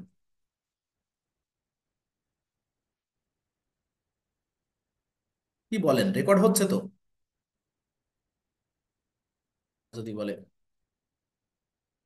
রেকর্ডিং চলতেছে। আচ্ছা, এরপর আছে কি name, company, customer type, email, এরকম কিন্তু আমরা এক একটা যদি দেখে যাই, যেখানে প্রথমে আমার কি আনতে হবে, নেম, তারপরে কোম্পানি আনতে হবে, তারপরে কাস্টমার টাইপ আনতে হবে, এইভাবে যদি একটা একটা আমি নিই, আমি বুঝলাম আপনি বীর পুরুষ, আপনি একসাথে সব কপি করে এনে দিতে পারেন, কিন্তু ভাই প্র্যাকটিসটা এক একটা করে করেন। আপনি সব জানেন, কিন্তু আপনি একটা একটা করে যখন আনবেন তখন আপনি নিশ্চিত যে আপনার কোনো ভুল হবে না, কিন্তু যখন এক্সপার্ট হয়ে যাবেন তখন আপনি বুঝতে পারবেন, চোখেই আপনি ধরে ফেলতে পারবেন যে কোথায় মানে গলদ আছে। কিন্তু আমি বলবো আপনাকে আগে নেম আনেন, এরপরে কোম্পানি আনেন, এরপরে কাস্টমার টাইপ আনেন, অর্থাৎ এখানে দেখে যান। তখন সাপোজ আমি আমি বুঝাচ্ছি যে কেমন, কারণ এখানে আমার নেম আছে, আমি এই ফাইলটা ইম্পোর্ট করবো, এই ফাইলটা সাজাবো, আমার বায়ার যে ফাইলটা দিয়েছে সেখান থেকে আমি নিজের মতো করে একটা ফাইল বানাইছি, কিন্তু এই ফাইলটা আমি ইম্পোর্ট করবো ফাইনালি। তাহলে কি হবে? এই স্যাম্পল ফাইল ডাউনলোড করবো, ডাউনলোড করে 1 নাম্বার কলাম ঠিক থাকবে, সবকিছু 2 থেকে টার্ম দিয়ে সব ডিলিট করে দিয়ে এই যে যে ফ্রেশ ফাইলটা বানিয়েছি, এখন কি দেখবো এখানে কি লাগবে? নেম। নেম লাগবে প্রথমে, তাহলে আমি আমার সেই বায়ারের ফাইলে ফিরে যাব, যে এখানে নেম কোথায় আছে, এখানে নেমটা 3 নাম্বারে থাকতে পারে, কিন্তু আমি আগে সেই 3 নাম্বার হোক বা 5 নাম্বার হোক, সেই নেমগুলো আগে কপি করবো। এই পর্যন্ত ধরেন কপি করলাম, এইবার এই ফাইলে ফিরে আসবো, এখানে এসে নেমের জায়গায় পেস্ট করে দিলাম। এবার দেখে যাবো কি লাগবে, কোম্পানি লাগবে, এখানে ব্ল্যাঙ্ক আছে কোম্পানি, দ্বিতীয়তে কোম্পানি, আমি সে বায়ারের ফাইলে যাব, কোম্পানি আনবো, কপি, এখানে কোম্পানি পেস্ট করবো, এক একটা করে পেস্ট করবো, মানে এক একটা অভ্যস্ত হন, পরে আপনি একসাথে সব করতে পারবেন। কিন্তু সব করতে যে যদি দেখেন একটা ভুল, একটা কলাম আক পাশ হয়ে আছে, তখন কিন্তু ইম্পোর্ট হবে না, তখন ধরতেও পারবেন না যে আদৌ সমস্যাটা কোথায়। আচ্ছা, কোম্পানি দিলাম, এরপরে কাস্টমার টাইপ। ঠিক আছে, কাস্টমার টাইপ আমার দেখে দেখে যাচ্ছে ওখানে ব্ল্যাঙ্ক আছে, এটা আমি নিলাম একটা করে। তার মানে আমার প্রত্যেকটা এক একবার চেক হয়ে যাচ্ছে। এবার আছে কি, এবার আছে ইমেইল। ইমেইল আমি দেখে যাচ্ছি, আমি এক একটা করে দেখে যাচ্ছি যে কি কি লাগবে। এবার আমি যদি যাই ইমেইল থেকে এটা নিয়ে আসলাম, কপি করলাম, কপি করে পেস্ট করলাম, ওকে। এরপর লাগবে কি ফোন নাম্বার। আমি জানি যে পরের গুলো সাজানো আছে, কিন্তু আপনি জানবেন না, আপনি জানা আপনি দেখলেও আপনি জানবেন না। কেন বলতেছি? আপনি জানার চেষ্টা করবেন না, আপনি প্রথমে চান যে আমাকে যেভাবে গাইডলাইন করা মানে দিচ্ছে আমি সেভাবে করি। আমি ধরেন আমি জানি যে সবগুলো সেম আছে, আপনি জানলেও আমি এক একটা করে নিবেন। আমি জাস্ট ক্লাসটা যাতে লেন্দি না হয় তার জন্য আমি কি করতেছি, আমি এবার সবগুলো কপি করে নিয়ে দেখাচ্ছি, কিন্তু একটা একটা করে কিন্তু আমি 3-4টা দেখালাম, তাতে আপনার প্র্যাকটিসটা যাতে একটা একটা করে পড়েন। ওকে, আমি পরেগুলো ঠিকঠাক আছে তারপর আমি কিন্তু রিচেক করব। ফাইনালি আমি দেখেন নেমের জায়গায় নেম দিয়েছি, company, customer type, email, phone, mobile, fax, এগুলো দিয়েছি। এরপরে কি আছে? Website, street, city, county, post code, country, opening balance, date, VAT registration number, আমার কোনো ইনফরমেশন নাই, আর ওপেনিং ব্যালেন্স কারোর দেওয়া নেই, জিরো। ওকে, তাহলে আমি এতটুকু ইনফরমেশন পেয়েছি, আমার ম্যান্ডেটরি ছিল কি, নেম। ওকে, এটা তো দিয়েছি আর সবকিছু ঠিক আছে। এখন আমি কি করব? আমি সেভ দিব, কন্ট্রোল এস দিয়ে সেভ দিলাম, কন্টিনিউ। আমার ফাইলটা সেভ, এবার কেটে দিব। এটা এটা হচ্ছে বায়ারের ফাইল ছিল, এই যে কাস্টমার ইনফরমেশন। ওকে, এখন এটা ওপেন থাকতে লাগুক, কিন্তু আমি যে ফাইলটা রেডি করছি এবার একটু ওপেন করে দেখি ঠিক আছে কিনা, পেস্ট করা ঠিক আছে কিনা। আবার একটু চেক করলাম, ক্রস চেক করলাম, যত ক্রস চেক করবেন প্রাথমিক অবস্থা তত পাকাপোক্ত হবে না। যদি বোঝেন যে না আমি সব পারি, আমি ঠিক মতো দিয়েছি, ওস্তাদ আমি, তাহলে ঠিক আছে। যদি ভুল হয় তাহলে বুঝবেন যে ভুলে ভুলে জর্জরিত হয়ে যাচ্ছে। ঠিক আছে?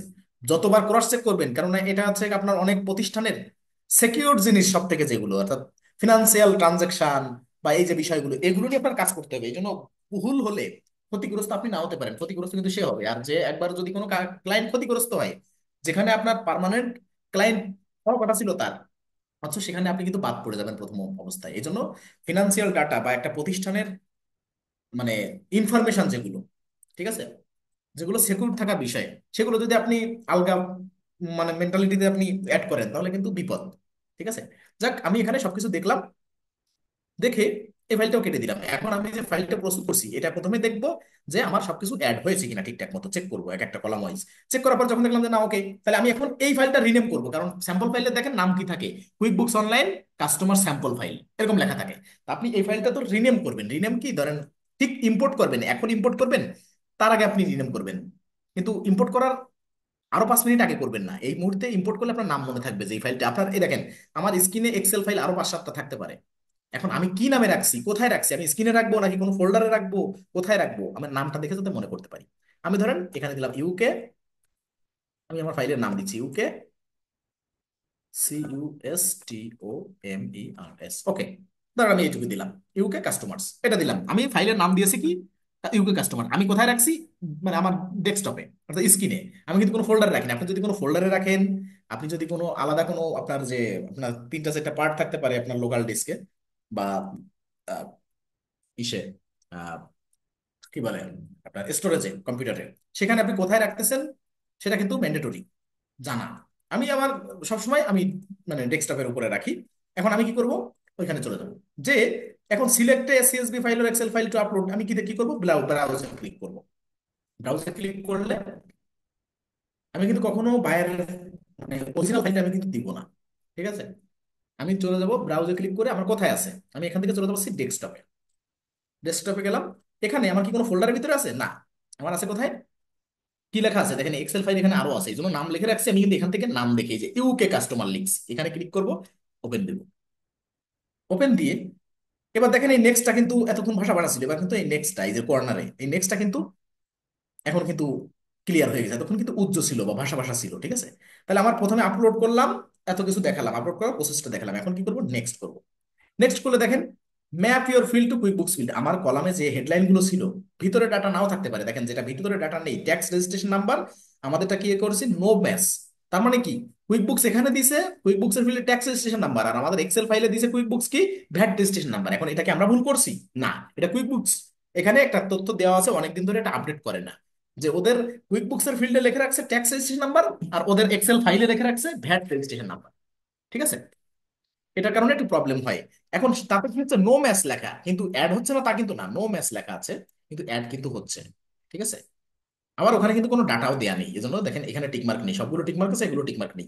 আপনার টিকমার্ক থাকলে তো ভালো, আর যদি টিকমার্ক না থাকে তাতেও টেনশনের কিছু নাই।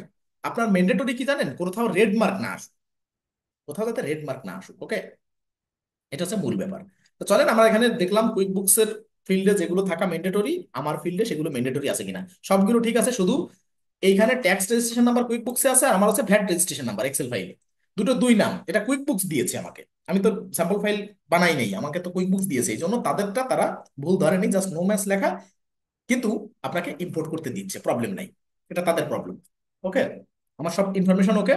যদি কোথাও এখানে টিক মার্কের জায়গায় রেড মার্ক দেখেন, সেইটা আপনার একটু বুঝতে হবে যে সেখানে আপনার সমস্যা আছে। তাহলে আমি সব দিলাম, দিয়ে আমি এখন নেক্সট করবো। তার মানে আপলোডের পরে ম্যাপ ডাটা এতটুকু কাজ চেক করার, এরপরে ইম্পোর্ট। ঠিক আছে? তাহলে আমি নেক্সট করবো, এখানে এসে নেক্সট করলাম।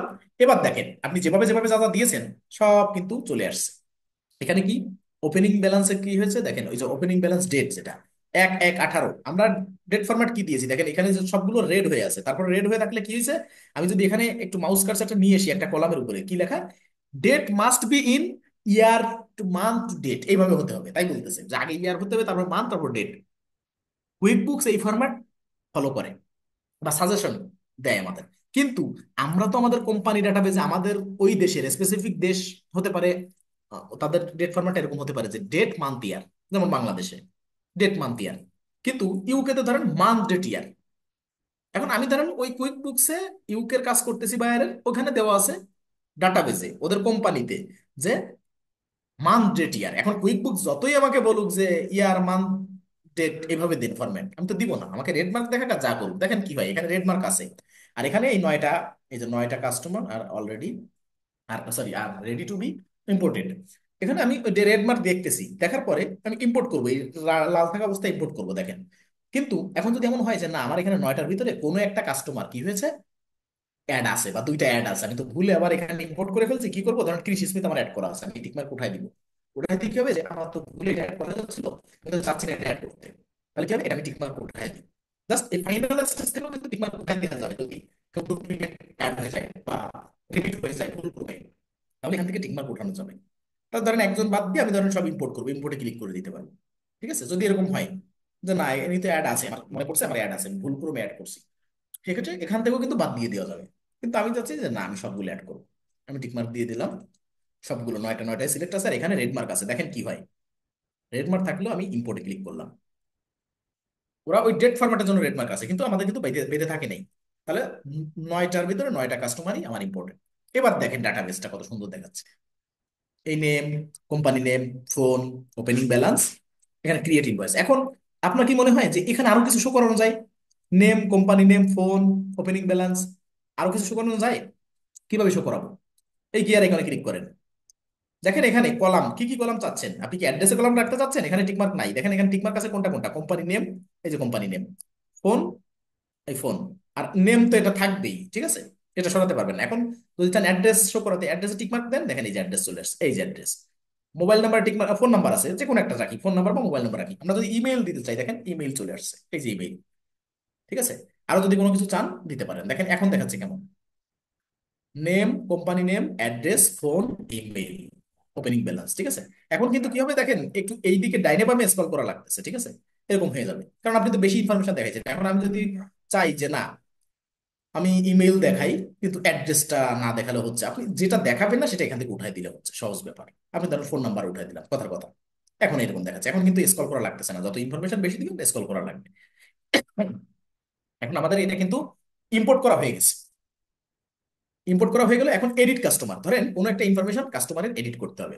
ধরেন এই যে অ্যালেক্স ব্ল্যাক, এনাকে আমার এডিট করতে হবে, কি করতে হবে, যে ওনার ফোন নাম্বারটা চেঞ্জ করছে, যে ওনার বিজনেস কন্ট্যাক্ট যেটা সেটা চেঞ্জ করা হয়েছে, বা ওনার স্ট্রিট অ্যাড্রেসটা চেঞ্জ করা হয়েছে। আমাকে যদি বলা হয়, অ্যালেক্স ব্ল্যাকে যদি বলে যে আমরা স্ট্রিট অ্যাড্রেস অর্থাৎ বিজনেস লোকেশনটা চেঞ্জ করছি, বা আমাদের মানে কন্ট্যাক্ট যেটা ফোন নাম্বার ছিল সেটা চেঞ্জ করছি, তাহলে আপনি এডিট কিভাবে করবেন এবং কি কি এডিট করা যাবে, চলেন একটু দেখি।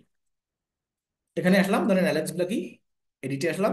এবার এখানে এই যে ক্রিয়েট ইনভয়েসের পাশে এখানে ক্লিক করেন, এখানে এসে অনেক কিছু করতে পারবেন। কিন্তু আমরা যদি অ্যালেক্স বেলাকির এখানে টিক মার্ক দিই, টিক মার্ক দিলে কি করতে পারবো, ব্যাস অপশনের মাধ্যমে আলাদা নিতে পারবো। কিন্তু আমরা ওটা না করে আমি অ্যালেক্স বেলাকির নামের উপরে ক্লিক করবো, দেখেন এখানেও, এখানে টিক মার্ক দিলে কেমন আসতেছে, ব্যাস অপশন আসতেছে। এখান থেকে আমি create statement, email, make inactive, এগুলো নিয়ে আলাদা ক্লাস আছে। আর এই পাশে ক্লিক করে এখান থেকে আমি এডিট অপশন পাচ্ছি না, তাহলে আমি কি করবো, নামের উপরে এখানেও ক্লিক করবো না, টিক মার্ক করবো না, বা এখানেও যাবো।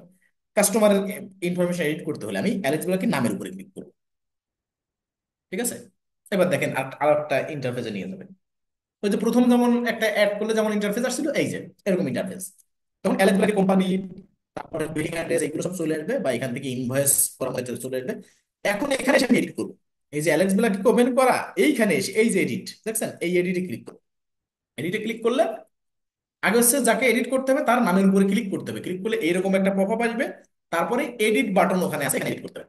এখন উনি আমাকে বলছে যে ফোন নাম্বার চেঞ্জ হয়ে গেছে, সাপোজ আমার এখানে ফোন নাম্বার ধরেন, আমি জাস্ট চেঞ্জ করি একটা দুইটা ওয়ার্ডও আমি মানে স্যার মানে নাম্বার একটু চেঞ্জ করে দেখাচ্ছি। ধরেন এই 678 লাস্টে ছিল, ধরুন ওনার নাম্বার নিয়েছে 204, সাপোজ নাম্বার। এখন দেখেন এখানে কিন্তু সব এডিট করা যাবে, এই সব কিছু কাস্টমারের যত ইনফরমেশন আছে সব এডিট করা যাবে। আর একটু আগে তো দেখছিলেন যে আমরা কিভাবে অ্যাড করছিলাম একটা কাস্টমার ম্যানুয়ালি। এখন দেখেন যেখানে যেখানে যে যে ইনফরমেশন লাগে আমরা কিন্তু দিয়েছি এক্সেল ফাইলে, কিন্তু নিয়ে গেছে দেখেন কত সুন্দর কায়দায়, কোন কোন ঘরে অটোমেটিক বসায় দিয়েছে।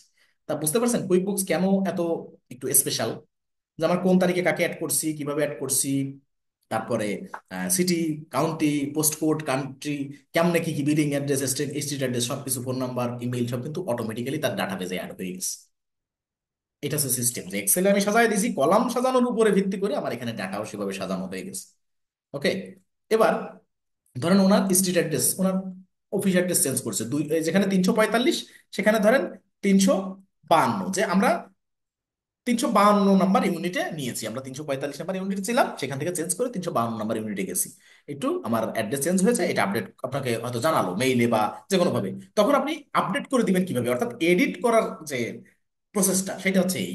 তো আমরা জাস্ট দুটো এডিট করে, দুটো তথ্য এডিট করে এটুকু দেখলাম, দিয়ে আমি যদি সেভ করি, তাহলে এইভাবে হচ্ছে এডিট করতে হয়। আপনি যে কোনো কিছু তথ্য এখান থেকে চেঞ্জ করতে পারবেন যেটা আপনাকে মেনশন করা হবে, তাহলে এটা এইভাবে এডিট করতে হয়। এবার make active and inactive. Active আর ইনঅ্যাক্টিভ ব্যাপারটা কি? কথার কথা, এখানে কাস্টমার আছে ধরেন 500 জন সাপোজ। এখন এত কাস্টমার আপনার লাগে না, বা সবার সাথে সচরাচর বিজনেস হয় না। এখন আপনি যখন স্ক্রল করবেন, এসে দেখতেছেন যে এই 500 জন এক এক পেজ করে করে স্ক্রল করতে হয়, বা এক একজন করে স্ক্রল করে করে নিচে নামতে হয়। এটা তো একটা ডিসগাস্টিং পরিবেশ। তাহলে কি হবে? আমার রানিং বিজনেস হয় 30-40 জনের কাছে, আর ওই অনেকে আছে 6 মাস পরে একবার প্রোডাক্ট কেনে বা কেনে না, বা এখন অনেকে আছে, অনেকের সাথে বিজনেস ডাউন, তাদের সাথে বিজনেস হয় না। 500 কাস্টমার আছে, কিন্তু অ্যাকচুয়াল বিজনেস হয় 40-50 জনের সাথে নিয়মিত। কিন্তু বাকিরা ওই 6 মাস 1 বছরে একবার প্রোডাক্ট কেনে, অথচ কাস্টমার অ্যাড হয়ে আছে। তাহলে কি করতে পারি? তাদের ইনঅ্যাক্টিভ করা যায়। এই দেখেন, এই যে মিস্টার জন, আমরা যাকে ম্যানুয়ালি প্রথমে অ্যাড করছিলাম, এনার নামের পাশে এইখানে ড্রপ ডাউন যাব, যে এই যে চিহ্নটা ক্রিয়েট ইনভয়েসের পাশে যে ড্রপ ডাউন চিহ্নটা, এখানে এসে দেখেন মেক ইনঅ্যাক্টিভ। এখানে ক্লিক করে মেক ইনঅ্যাক্টিভ করতে পারি। আর কোথা থেকে পারি? এই মিস্টার জন এখানে টিকমার্ক দিতে পারি। এখানে টিকমার্ক দিয়ে এইখানে উপরে ব্যাস অপশন চলে আসবে, এখান থেকে মেক ইনঅ্যাক্টিভ। ওকে, মানে আমি যতই নিচে থাকি না কেন, এখানে টিক মার্ক দিলাম, দিয়ে আমি উপরে চলে আসবো। এই যে উপরে এই যে নেম, অ্যাড্রেস, ইমেইল, এই যে কলামটা, তার উপরেই কালো এই জায়গাটা চলে আসবে, অর্থাৎ ব্যাস অপশন এটাকে বলে। ঠিক আছে, ব্যাস অপশনের থেকে আমি কিন্তু মেক ইন অ্যাক্টিভ করে নিতে পারবো। ওকে, আমি যদি এখানে অ্যালেক্স বেলা কি করে চাই, তাও কিন্তু এখান থেকে আমি দুটো একসাথে করতে পারবো। এখানে ব্যাচ মানে একসাথে কয়েকটা করে একসাথে সেই কাজটা করা যায়। ওকে, কম্বাইন করে, সেজন্য ব্যাচ, মানে ব্যাচ অ্যাকশন নাম রাখছে। এখন আমি ধরেন এখানে আমি ইনঅ্যাক্টিভ করবো, আমি কি করতে পারি? ধরেন ওখান থেকে তো পারবো আমি মেক, এই যে জন, মিস্টার জন এর এই ড্রপ ডাউনের সাইটের থেকে মেক ইনঅ্যাক্টিভে ক্লিক করলাম। ক্লিক করলে কি বলছে দেখেন, বলছে যে are you sure you want to make mister John inactive. আমি বলছি ইয়েস, মেক ইনঅ্যাক্টিভ দিলাম। এবার দেখেন ওটা হারায় যাবে ওখান থেকে। এই যে মিস্টার জনকে এখানে দেখা যাবে না, দেখেন এই যে নেই, নাই হয়ে গেছে। আমার ছিল কয়টা? ম্যানুয়ালি 9টা অ্যাড করছিলাম, সরি ইম্পোর্ট করে 9টা অ্যাড করছি, আর ম্যানুয়ালি একটা। এখন দেখেন সেই মিস্টার জন হারায় গেছে, কারণ কি আমি ইনঅ্যাক্টিভ করে রাখছি। এখন যদি বলেন যে না, ওনার সাথে তো অনেকদিন বিজনেস হয় না, 6 মাস পরে উনি আসছে যে এখন থেকে নিয়মিত ব্যবসা করবে, বা এখন থেকে করতেছে, সেক্ষেত্রে কি হবে? সেক্ষেত্রে তাকে আমরা এক ইনঅ্যাক্টিভ করে ফেলবো, তাকে আবার অ্যাক্টিভ করবো কিভাবে? এবার হচ্ছে সেই প্রসেস জানতে হবে। এবং এখানে তো অ্যাক্টিভ ছিল তখন এই লিস্টের এইখানে নিচে ছিল, এখন ইনঅ্যাক্টিভ করে দিছি, সেটা আমার চলে গেল কোথায়? এই দেখেন, এই যে গিয়ার আইকন, এটা হচ্ছে উপরে গিয়ার আইকন এইটা, আর এই যে নিচের যে গিয়ার আইকন এইটা কাস্টমার প্যানেলের গিয়ার আইকন। আমি এখন যদি যাই গিয়ার আইকনে, এই কাস্টমার প্যানেলে গিয়ার আইকনে, যে দেখেন এখানে তো কলাম ছিল, এর মানে কোথাও কোনটা কোনটা শো করাতে চাই সেটা। এখন আদার আছে দেখেন নিচে, আদারের ভিতরে ইনক্লুড ইনঅ্যাক্টিভ। আমি যদি এই ইনক্লুড ইনঅ্যাক্টিভে টিকমার্ক করে দিই, দেখেন কি হবে? যেটা ইনঅ্যাক্টিভ করা হয়েছিল সেটাও কিন্তু এই লিস্টে চলে আসবে, কিন্তু লেখা থাকবে ডিলেটেড। এই দেখেন মিস্টার জন ব্র্যাকেটে ডিলেটেড। কেন আসছে? এই যে গিয়ার আইকনে এসে আমি আদারের ভিতর থেকে ইনক্লুড ইনঅ্যাক্টিভে ক্লিক করছি। ঠিক আছে, এর জন্য এটা নিচে শো হয়েছে। এই দেখেন এই যে নিচে, এই যে মিস্টার জন ডিলেটেড। এখন আমার কি করতে হবে? ইনঅ্যাক্টিভ কিভাবে করতে হবে? অ্যাক্টিভ আছে সেখানে সাইডে, এই যে সাইডে এসে মেক ইনঅ্যাক্টিভে ক্লিক করে দিব। এরপরে আবার ইয়েস দিব যে হ্যাঁ আমি ইনঅ্যাক্টিভ করতে চাচ্ছি, তখন ইনঅ্যাক্টিভ হয়ে যাবে। এরপরে আমার এইখানে গিয়ার আইকন থেকে শো করাতে হবে আবার, যে এখানে আদারে, যে এখানে ক্লিক করে আদারে যে ইনক্লুড ইনঅ্যাক্টিভে ক্লিক করতে হবে। ক্লিক করলে আমার মানে যেটা ইনঅ্যাক্টিভ ছিল সেটা শো হবে, ব্র্যাকেটে থাকবে ডিলেটেড। এখন ডিলেটেড যেটা শো আমি করাচ্ছি, তখন আমি শো করালে এখানে মেক অ্যাক্টিভ, মানে যেগুলো ইনঅ্যাক্টিভ আছে সেগুলো মেক অ্যাক্টিভ করার অপশন থাকবে, যে মেক অ্যাক্টিভে ক্লিক করলে আমার কিন্তু অ্যাক্টিভ হয়ে যাবে, যে mister John is now active. Okay, এখন কিন্তু ডিলেটেড কথাটা উঠে গেছে, এটা কিন্তু হয়ে গেছে। এখন যদি আপনি আরেকটু চান যে গিয়ার আইকনে যে, যে এই পেজে কাস্টমার সাইজ কত থাকবে, এখানে পেজ সাইজ আছে 50টা, তার মানে এক পেজে 50টা কাস্টমার যখন থাকবে, তখন আপনার কি হবে? এখানে 1 থেকে 10 দেখা যাচ্ছে, এখানে 1 থেকে 50 দেখাবে। কিন্তু যদি এমন হয় যে আপনার প্রতিষ্ঠানে, যে প্রতিষ্ঠানে কাজ করে সে প্রতিষ্ঠানে 700-800 কাস্টমার আছে, তাহলে সেটা কিভাবে হবে দেখেন। তাহলে কি হবে? 50টা এক পেজে আসবে। তারপর কি করতে হবে আপনার? নেক্সট নেক্সট নেক্সট, এই দেখেন এর একটা বাটনের মতো আছে, হাফসা হাফসা দেখা যাচ্ছে। যখন আপনার 500 কাস্টমার থাকবে, তখন এই 50 প্রথম পেজে, তারপরে নেক্সট করে আবার 50, আবার নেক্সট করে, মানে শেষ পর্যন্ত যে কাস্টমার আছে তাকে দেখতে গেলে আপনার ওই সেই কয়বার নেক্সট করতে হবে, 10 বার নেক্সট করে করে যাইতে হবে এক এক পেজ। সেক্ষেত্রে আমরা কি করতে পারি? এক পেজে সর্বোচ্চ এখানে 50 না দিয়ে আমরা 75, 100, 150, আমরা 300 দিতে পারি এক পেজে। তার মানে আমরা যদি 500 হয়, এক পেজে 300, পরের পেজে 200 সাপোজ। কিন্তু এখানে যদি 50-50 হয়, তো সে 500 পর্যন্ত যাই 10 বার নেক্সট করতে হবে। ঠিক আছে? তো সেইটার সুবিধাটা আমরা কিন্তু এখান থেকে একদম নিচের অপশন থেকে, এই যে গিয়ার আইকনের এখানে, এই যে নিচের অপশনে পেজ সাইজ, এখান থেকে আমরা করতে পারবো। ওকে, তাহলে করলাম। এখন কি, সবকিছু করা হয়ে গেল ম্যানেজিং এন্ড অ্যাডিং কাস্টমার। এখন আপনার কি মনে হয় সাপ্লায়ার পারবেন? অবশ্যই পারবেন। কিভাবে দেখেন, এখন সাপ্লায়ার কিছু মনে হবে না। আমরা ম্যানুয়ালি মানে যা আলোচনা করার কাস্টমারের ক্ষেত্রে আলোচনা করছি, এখন মনে হবে যে না, একটা কাজের রিপিট করা হচ্ছে। ঠিক আছে? এই জন্য আপনারা হয়তো ব্যাখ্যা করে আর খুব বেশি এক্সপ্লেন করা লাগবে না, অটোমেটিক্যালি অনেক কিছু আপনার ভিতরে চলে আসছে, এখন শুধু রিপিট দেখেন। এখন আমরা ম্যানুয়ালি অ্যাডিং সাপ্লায়ার, আমরা একটা সাপ্লায়ার অ্যাড করবো কিভাবে? এটা তো কাস্টমারের জায়গায় অ্যাড করছি। আমরা এবার সাপ্লায়ার অ্যাড করতে হলে সেলসের জায়গায় যে এক্সপেন্সে যাবো। এবার সাপ্লায়ার জানি আমরা এক্সপেন্সের ভিতরে থাকে, তাহলে এক্সপেন্সে যে সাপ্লায়ারের উপরে ক্লিক করি। এখন আবার ওই যে কাস্টমার যখন অ্যাড করছিলাম তখন ইন্টারফেস যেমন ছিল এখন তাই আসবে। যে এবার আসবে হচ্ছে কি, keep track of who you pay, মানে কাদের আপনার টাকা দিতে হবে, মানে আপনার টাকা দিতে হবে কাদের কাছে আপনি দেনা আছেন। ঠিক আছে? এখন দেখেন এখানে কি কি আছে। ফাইন্ড অল ইউর সাপ্লায়ার বা কাস্টমার্স বা কনস্ট্রাক্টর, যেটা ঠিক আছে, কাস্টমার এই যে সাপ্লায়ার, ভেন্ডর বা তারপর কনস্ট্রাক্টরও আছে। ঠিক আছে? তিনটা নামে অভিহিত করা হয় এখানে। ইন ওয়ান প্লেস মানে আপনি যত আপনার সাপ্লায়ার আছে বা ভেন্ডর আছে বা কনস্ট্রাক্টর আছে সবাইকে এক জায়গায় পাবেন সাপ্লায়ার অপশনে। Okay, see how much you are spending by supplier, অর্থাৎ কোন সাপ্লায়ারের সাথে আপনি কত খরচ করতেছেন, কোন সাপ্লায়ারের কাছ থেকে কত প্রোডাক্ট কিনতেছেন, সেগুলো কিন্তু এখানে ট্র্যাক করা যাবে। Okay, keep track of money you owe is supplier বা বিলস, মানে আপনার কোন কোন সাপ্লায়ারের কাছে কত ডিউ আছে, অর্থাৎ আপনার কাছে কত টাকা পাবে, কোন সাপ্লায়ার কত টাকা পাবে, কার কার কাছে আপনি মানে দেনা আছেন। ওকে, এগুলো এখানে দেখাবে, তা আমরা জানি এগুলো। এখন ইম্পোর্ট সাপ্লায়ার আমরা পরে করবো, অর্থাৎ আমরা বাল্ক আকারে অ্যাড করবো পরে, আগে আমরা অ্যাড সাপ্লায়ার করবো ম্যানুয়ালি। দেখেন ওই সেম, এখানে যতগুলো কলাম ছিল যা ছিল, শুধু কাস্টমার আর সাপ্লায়ার, শুধু চেঞ্জ হচ্ছে এখানে। ঠিক আছে? আর কোনো জায়গায় কোনো চেঞ্জ নাই, কোনো কলামের চেঞ্জ নাই, কোনো কিছুতে কোনো চেঞ্জ নাই। ধরেন আমরা এখানে একজন অ্যাড করি, টাইটেল দিলাম স্টার, সময় না কেন, আচ্ছা মিস্টার ROBERT, মিস্টার রবার্ট। ঠিক আছে, দিলাম এটা টাইটেল দিয়ে, আমি এখানে ধরেন আর কোনো কিছু দিলাম না, তার মানে এটাও কিন্তু এভাবে সেভ করা যাচ্ছে এবং সবকিছু সেভ। ঠিক আছে? এখন এখানে দেখেন একটা নতুন একটা বিষয় কি, বিলিং রেট, এক্সপেন্স রেট, অর্থাৎ এটা কোন ক্ষেত্রে, যদি কোনো সার্ভিস প্রোভাইডার অর্থাৎ থার্ড পার্টির মাধ্যমে যদি সার্ভিস প্রোভাইড করা হয়, সেক্ষেত্রে আওয়ারলি বিলিং রেট, আমরা জানি বিদেশে কিন্তু কি হয়, আপনি যদি চাকরি করেন কোনো প্রতিষ্ঠানে, আমাদের যেমন মান্থলি স্যালারি, যে মাসে কয় টাকা বেতন পান, আর ওটা হচ্ছে আওয়ারলি কত করে আপনাকে পে করে, ব্যাপারটা এরকম। আমরাও কিন্তু আপওয়ার্কে যখন কাজ করব, তখন কিন্তু আওয়ারলি একটা প্রজেক্ট বেস কাজ করতে পারবো, যে কোনো একটা প্রজেক্টে আমি আওয়ারলি কত ঘন্টা কাজ করবো সেই ব্যাপারটা কিন্তু আপওয়ার্কে থাকবে। ঠিক আছে? ফাইবার একটু ভিন্ন। এখন সেক্ষেত্রে কিন্তু বিলিং রেটটা এখানে দেওয়া থাকতে পারে। ঠিক আছে? এখন সেটা হচ্ছে কি, যে আপনি যে সাপ্লায়ার অ্যাড করবেন, সেই সাপ্লায়ারের মাধ্যমে যদি আপনি এমপ্লয়ি আনেন, অর্থাৎ সাপ্লায়ারের মাধ্যমে থার্ড পার্টি ভাবে যে আপনি এমপ্লয়ি দিয়ে আপনার প্রতিষ্ঠানের জন্য সার্ভিস প্রোভাইড করাবেন, সেক্ষেত্রে তাদের কিভাবে আপনি মানে পে করবেন আওয়ারলি, সেই পে স্কেলটা এখানে আপনি লিখে দিতে পারছেন। এটা হচ্ছে ব্যাপার, এটা ধরা যাচ্ছে না। এখন এটা এটা নতুন, এখন আমরা যখন সার্ভিস নিয়ে কাজ করবো তখন আরো ডিটেলসে জানবো, তখন মানে এমপ্লয়ি হেড টু হেড আলাদা আমরা বিলিং রেট লিখবো। ঠিক আছে? তো এখানে আমরা কি করতেছি, মিস্টার রবার্ট দিয়ে আমরা জানি যে একটা ইনফরমেশন দিলেই অ্যাড করা যায়, তাহলে সাপ্লায়ার আমরা অ্যাড করতেছি ন্যূনতম নামটা দিয়ে দিয়ে সেভ। সেভ দেওয়ার পরে এখন দেখেন নতুন ইন্টারফেস চলে আসলো আগের মতো, যেমনটা কাস্টমারের ক্ষেত্রে আসছিল। এই যে এখন এখানে না এসে আমি চলে যাচ্ছি সাপ্লায়ারে।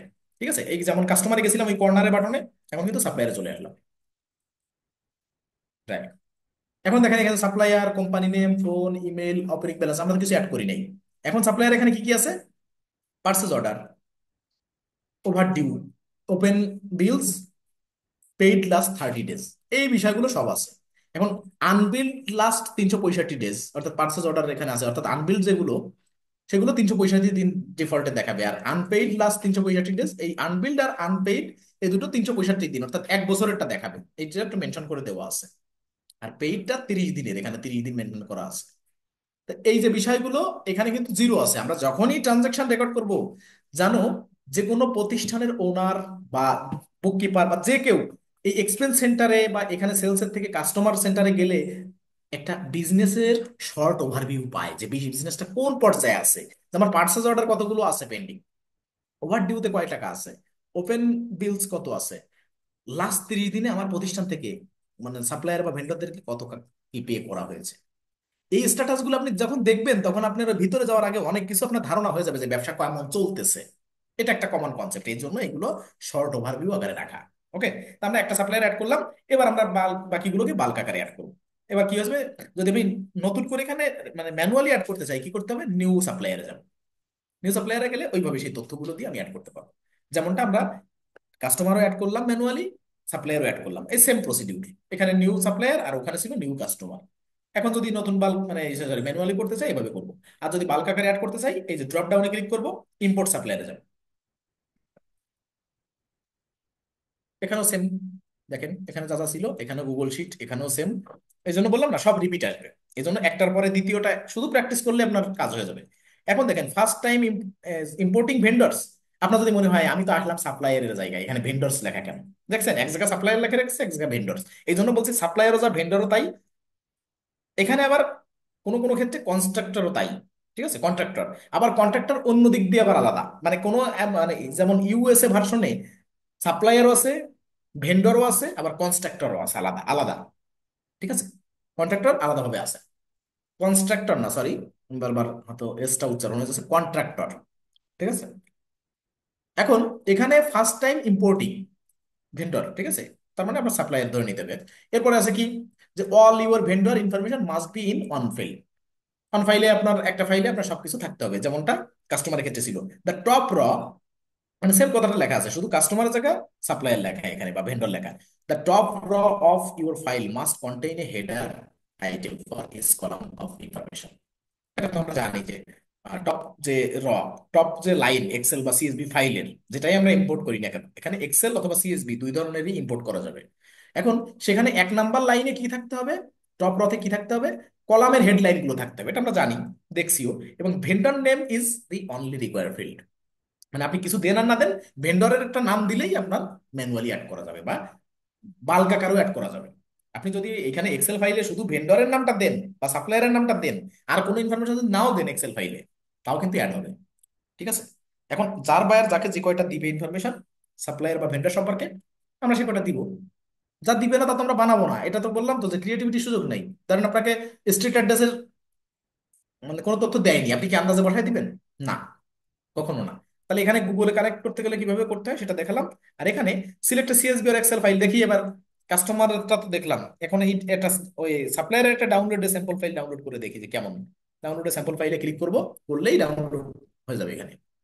ঠিক আছে, ক্লিক করতে দেরি আছে, ডাউনলোড হতে দেরি নেই। এই যে এইটা যাবো, এখানে ফোল্ডারে ক্লিক করলাম, করে আমি এখানে চলে আসছি।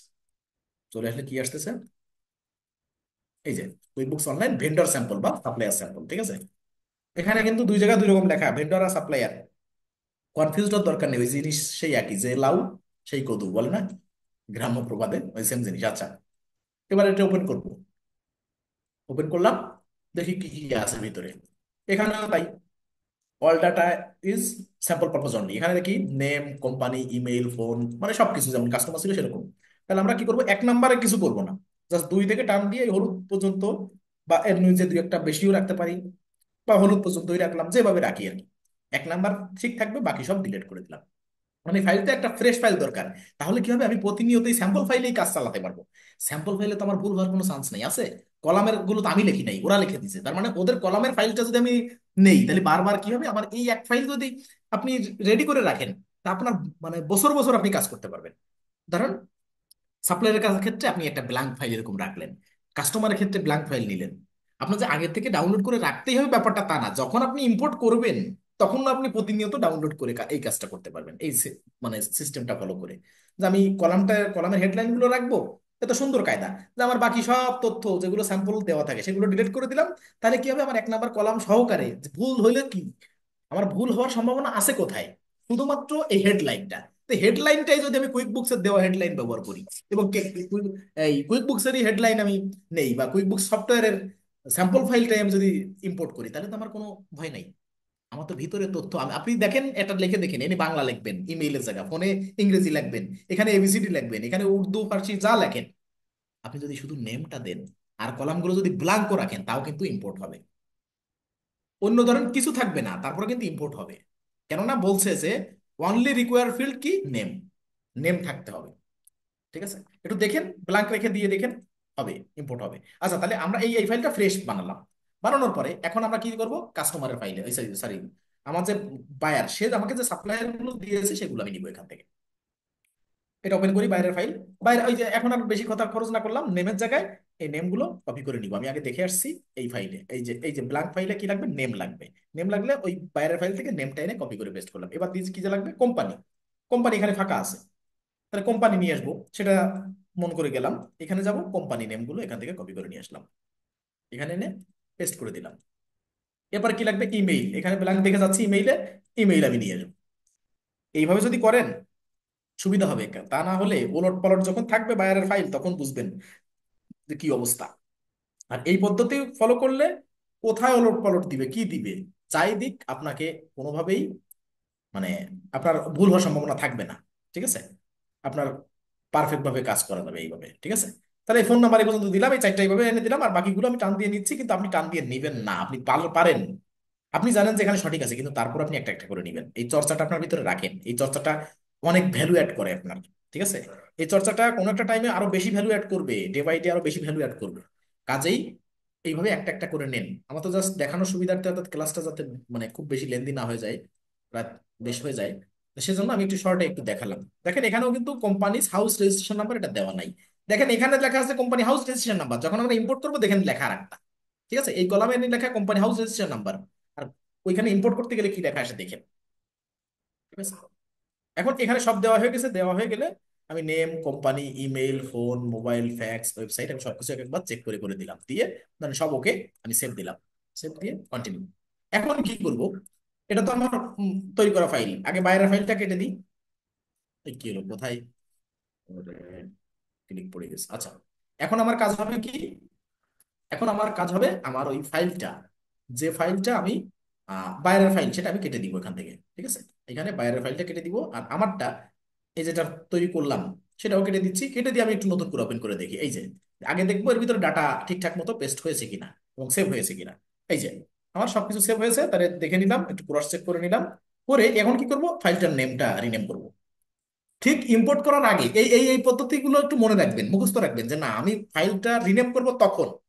এগুলো কিন্তু কোনো প্রাতিষ্ঠানিক ব্যাপার না, এগুলো কিন্তু আমার কিছু কিছু টেকনিক আমি ফলো করি, যেটা আপনাদের বলতেছি। কারণ আমার 50টা ফাইল নিয়ে আমার সারাদিন কাজ করতে হতে পারে, অনেক লোডিং থাকতে পারে, কিন্তু আমি যদি ঠিক ইম্পোর্ট করার আগে রিনেম করি, তাহলে কিন্তু আমার ভুল হওয়ার চান্স নেই, আমার মনে থাকবে, একদম 1 সেকেন্ডের ব্যাপার। মানে আমার কতটুকু টাইম লাগছে, আমি রিনেম করছি তার সাথে সাথে আমি ইম্পোর্ট করতেছি, তাহলে তো এখানে ভুল হওয়ার কাজ নেই। কিন্তু আমি যদি আধা ঘন্টা আগে রিনেম করে রেখে দিই, হয়তো ভুলে গেলেও যাইতে পারি। এখন অন্য একটা প্রতিষ্ঠানের আমি যদি ফিনান্সিয়াল ডাটা ভুল ক্রমে কোনো অন্য একটা ইম্পোর্ট করে দেই, ধরেন একই সাথে আপনার যখন 5 জন 10 জনের সাথে কাজ করবেন, তখন দেখবেন আপনার ওই ডেস্কের ডেস্কটপের উপরে অনেক ডাটা রাখতে হচ্ছে বা গোলায় যেতে পারে। তখন দেখা যাচ্ছে অন্য একটা প্রতিষ্ঠানের ডাটা কি মনে করে কোনোভাবে ভুল করে, ভুল তো মানুষেরই হয় তাই না, কোনোভাবে ভুল করে যদি আপনি অন্য কারো ট্রানজেকশন আরেকজনের ডাটাবেজে অ্যাড করে দেন, ব্যাপারটা কেমন হবে? কাজ তো ওটা তো ক্যান্সেল হবে, ভবিষ্যতে ওই ক্লায়েন্টের কাছে কাজ পাবেন না। এই জন্য সেন্সিটিভ ফিনান্সিয়াল ডাটাগুলো খুব সেন্সিটিভ হয়, এজন্য একটু ওভার কনফিডেন্ট হয়ে তারপরে করবেন। ঠিক আছে, তাহলে এখানে আমি দিলাম ইউকে সাপ্লায়ার। ওকে, দিলাম, এখানে স্ক্রিনে রাখলাম। এই যে কোথায় লাভ দিয়ে চলে আসছে, এখানে রাখি। রাখার পরে এখন আমি কি করব, এখন এই সাপ্লায়ারে আসছি। এই যে ইম্পোর্টের ক্ষেত্রে ব্রাউজ করব, ব্রাউজে ক্লিক করলে আমি চলে যাব কোথায়, উপরে একেবারে ডেস্কটপে চলে যাব। এখানে অনেক কিছু আছে, ফোল্ডার আছে, বিভিন্ন ফাইল টাইল আছে। আমি জাস্ট ইউকে সাপ্লায়ার্স এখানে ক্লিক করব, ওপেন করব। ওপেন করে এখানে দেখেন নেক্সট, এখনো এই যে এতক্ষণ মানে ঘোলা ঘোলা ছিল, এখন কিন্তু ক্লিয়ার হয়ে গেছে। এবারে নেক্সট করব। নেক্সট করে দেখেন এখানে সব কিছু টিকমার্ক আছে, কেন শুধু কলামটা ঠিক আছে বিধায় সব টিকমার্ক আছে। কলামটার ভিতরে যদি কোনো ডাটা নাও থাকে তাও কিন্তু টিকমার্ক থাকবে, মানে সেক্ষেত্রে নো ম্যাচ লেখা থাকতে পারে, বা এখানে টিকমার্ক না থাকতে পারে, কলামের সাথে কলাম মিলুক কিন্তু টিকমার্ক না থাকতে পারে। ঠিক আছে, দেখেন এখানে একটা ব্যতিক্রম আছে, ওপেনিং ব্যালেন্স ডেট, আর এখানে শুধু ডেট। ঠিক আছে, মানে আমরা যেটা অ্যাড করছি সেটা ডেট, আর এখানে ওপেনিং ব্যালেন্স ডেট আছে। মানে দুইটা দুই রকম দেখালো, এটা সমস্যা নেই, এটা কুইক বুক যদি ভুল করে ওরা ঠিকই ধরে নেয়। ঠিক আছে, কিন্তু আপনি আমি ভুল করলে কিন্তু সেটা ওরা ধরে নিবে না। যেমন আমাদের এক্সেল ফাইলে কি ছিল, আমাদের এক্সেল ফাইলে ছিল কোম্পানি হাউস রেজিস্ট্রেশন নাম্বার, আর এরা দিয়েছে ট্যাক্স আইডি নাম্বার। হইলো কোনো কথা? দুটো কলামের নামই তো দুই রকম। এখন এটা কুইক বুকস ভুল করতেছে যে, এজন্য তোরা ধরবে না। ওদের এই অনেকদিন এই দুটো ব্যাপার আপডেট করে না, ঠিক আছে? এই খুঁটিনাটি দু একটা ব্যাপার, কাস্টমার সাপ্লায়ার অ্যাড করতে গেলে এই দুই জায়গা দুই রকম লেখা, এক্সেল ফাইলে লিখে দিচ্ছে একরকম, আর ওদের সফটওয়্যারের ভিতর লেখা আর এক রকম। জাস্ট জিনিস কিন্তু সেই একই, এমন না যে ভুল করতেছে, কিন্তু দুটোর ফরম্যাট দুই রকম লিখে রাখছে ওরা ডাটায়, ঠিক আছে? And এখানে ওরা জানে যে ওরা কি দিয়েছে, ওরা তো প্রোগ্রামিং করে রাখছে, ওদের এখানে ভুল হবে না। তা আপনি অবগত থাকলে আপনার সুবিধা হবে, তখন আপনার মনে হবে যে কি ব্যাপার, আমারে কুইক বুকস বলতেছে যেন কোনো কিছু ভুল হয় না কলামে, কিন্তু সে ভুল করতেছে, ব্যাপারটা কি? মূলত হচ্ছে যে ওয়েবসাইট তো ডেভেলপ করতে হয়, প্রোডাক্ট বা অ্যাপস বা সফটওয়্যার যেটা আমরা বলছি ক্লাউড বেজ, এগুলো তো ডেভেলপ করতে হয়। তা ওইটা ডেভেলপ করার সময় ট্যাক্স আইডি নাম্বার এক জায়গায় হয়ে গেছে, আর এক্সেল ফাইল যেখানে ইম্পোর্ট করতে হয় ওই স্যাম্পল গুলো, মানে স্যাম্পল ফাইলগুলো রয়ে গেছে কোম্পানি হাউস রেজিস্ট্রেশন নাম্বার। দুই জায়গা দুই রকম, কিন্তু কুইক বুকস কিন্তু ট্র্যাক করতে পারে, ওরা কিন্তু ওটা সঠিক ধরে নেয়, কিন্তু এখানে হয়তো লেখায় নো ম্যাচ, ঠিক আছে? যাক, এটা সমস্যা না, তারা নিয়ে নিল, নেওয়ার পরে নেক্সট করলাম। এখানেও কিন্তু এই ডেটে লাল। এখান থেকে যদি কোনোটা এক্সট্রা আপনি অ্যাড হয়ে যায়, তখন আপনি টিকমার্কটা উঠাই দিবেন যে না, এই অ্যামেলিয়া উইলিংসন এনাকে তো আমার অ্যাড করা ছিল। এখন আবার ভুলবশত যদি এরকম অ্যাড করা হয়ে যায়, তাহলে এখানে টিক মার্ক উঠাই দিলে এখান থেকে বাদ হয়ে যাবে। তো আমরা চাচ্ছি সেই নয়টাই নিব, দিলাম টিক মার্ক। এখানে দেখেন ওপেনিং ব্যালেন্সে, এখানেও কিন্তু ডেটে তাই, ওই দেখেন ডেটের পরে যান, মাউস কার্সার রাখলে বলছে you date must be in year month date, এই ফরম্যাট হইতে হবে। তো আমরা ওটা দিব না, আমাদের ডাটাবেসে আমরা যেটা দিয়েছি আমরা সেই অনুযায়ী ডেট দিয়েছি। এখানে আমরা হচ্ছে যে মান্থ ডেট ইয়ার দিয়েছি, এক বলতে জানুয়ারি, আবার এক বলতে জানুয়ারির 1 তারিখ, আর 18 বলতে 2018 সাল। এটা আমরা দিয়েছি, আমরা কোনো ডেট চেঞ্জ করবো না ফরম্যাট, ঠিক আছে? দিয়ে আমরা কি করছি, এখানে রেডমার্ক থাকলেও আমি ইম্পোর্টে ক্লিক করে দিলাম। নয়টার ভিতর নয়টাই অ্যাড হয়ে গেছে সাপ্লাই।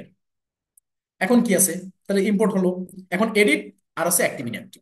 ওকে, তাহলে এডিট কিভাবে করতে হবে? সেম, মানে এখানে একটা পারলে আর একটা মনে করেন একদম হুবহু কপি, আর কিছু না, ঠিক আছে?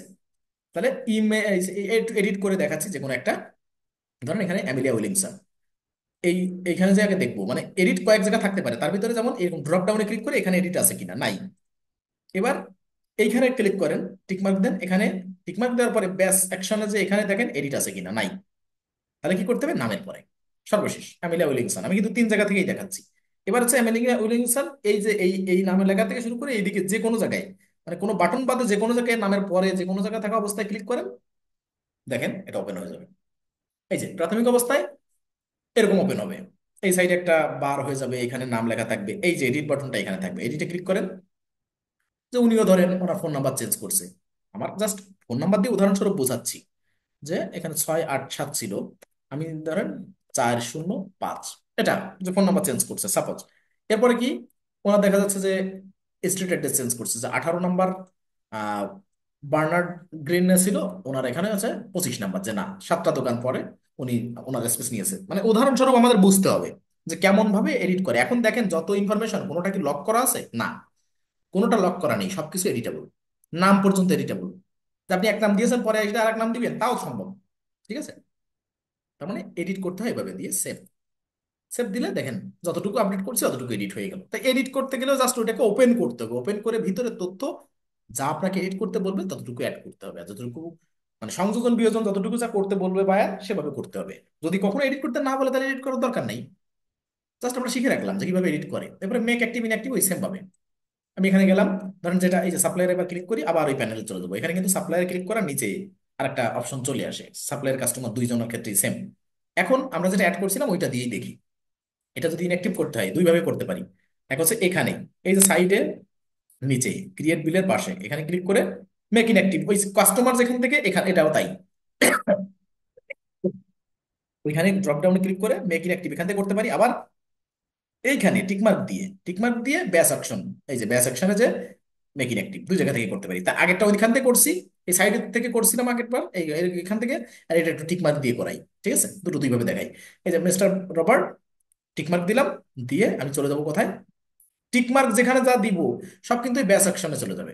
ব্যাস অ্যাকশনে যে এখানে, এখানে ক্লিক করবো ড্রপ ডাউন, এখানে কিন্তু ব্যাস অ্যাকশন মানে একটা অপশন না, এখানে নিচের দিকে তীর দেওয়া, তার মানে বুঝতে হবে এখানে ড্রপ ডাউন, অর্থাৎ নিচে আরো কিছু আছে, এখানে ড্রপ ডাউন করতে বলতেছে। এখানে আসলাম, ক্লিক করলাম, ক্লিক করে মেক ইনঅ্যাক্টিভ। আবার বলছে যে are you sure you want to make mister Robert inactive, বলছি ইয়েস, মেক ইনঅ্যাক্টিভ দিলাম।